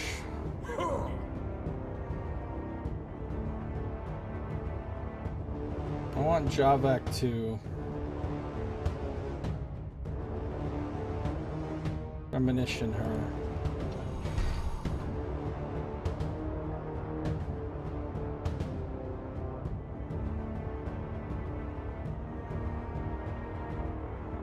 Morwen never gets a turn. She's always done. Alright, good. Miss, finally.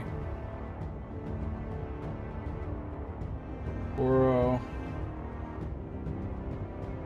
10 vitality, 10 vitality. Get him, Voro! Get him! Yeah, that was a good hit.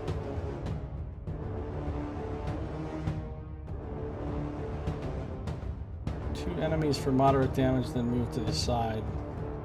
But I think they have to be right next to each other, though. Let's just pour the damage on.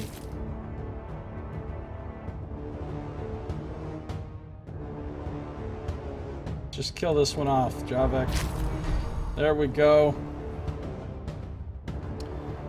Now I'll kick this one so it can't attack us. Or I'll miss.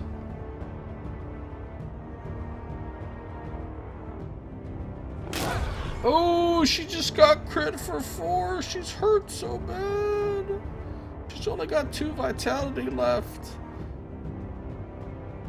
Boro can't even reach him. That's unfortunate. Boro can't even do anything here.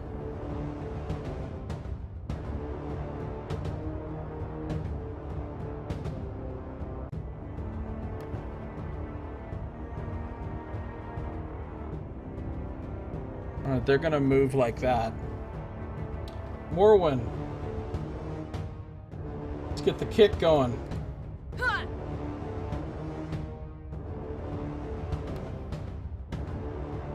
Javek, drop the Mind Blast. There you go, 4 points.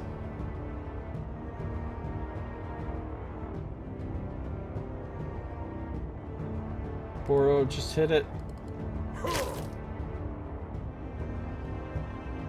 This would have been really hard with just my 2 characters. Without Boro, I think we would have lost. In fact, I'm sure we would have lost.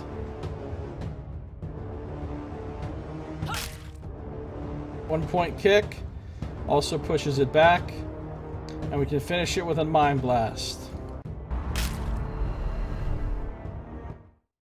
Victory! The 3 Jacques lie dead on the sand, the last one to fall still twitching and gurgling. Their trainer looks less magnificent now, bent over the bodies of his deadly pets, sobbing loudly as the crowd laughs at his display of weakness. Falco congratulates you and hands you a couple of silver coins. You're welcome to come back for more! The crowd seems to expect your fighters to return. You pocket your winnings and take your companions to rest. So, we got 5 bras for winning. We spent a bras to hire Boro, so we netted 4 bras, but now we're going to have to also spend medical supplies to heal her.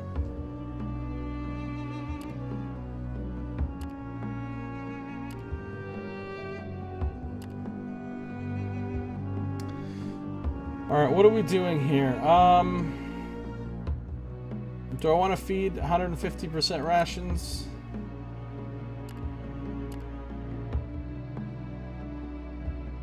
I can pay them their daily stuff.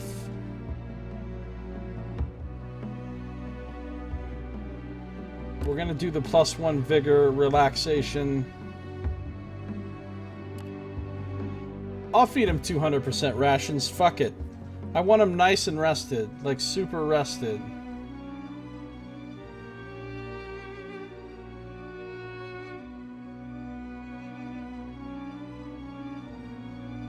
Pay now.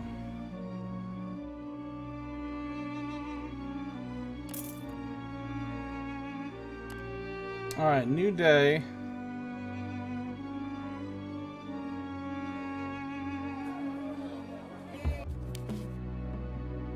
Everybody's well rested. Morale is fantastic.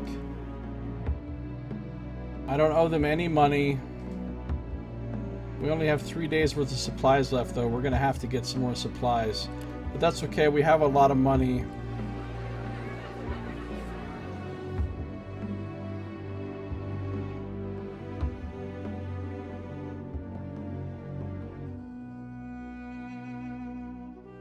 And a new day has started and has saved the game, so this would probably be a good time.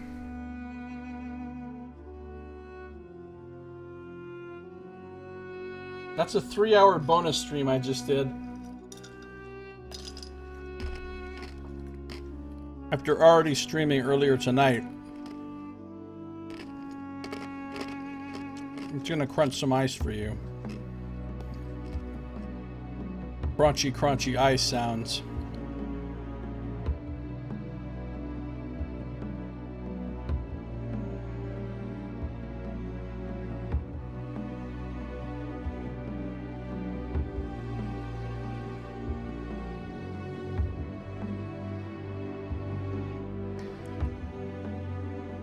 So, I'm going to host Balding Phoenix, who's playing some Battle Brothers, which is a cool game.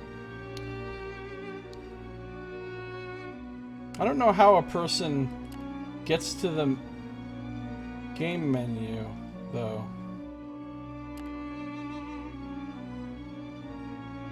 Like, if you want to stop playing, how does one... Oh, just like this. Alright, cool. So that's going to do it for now.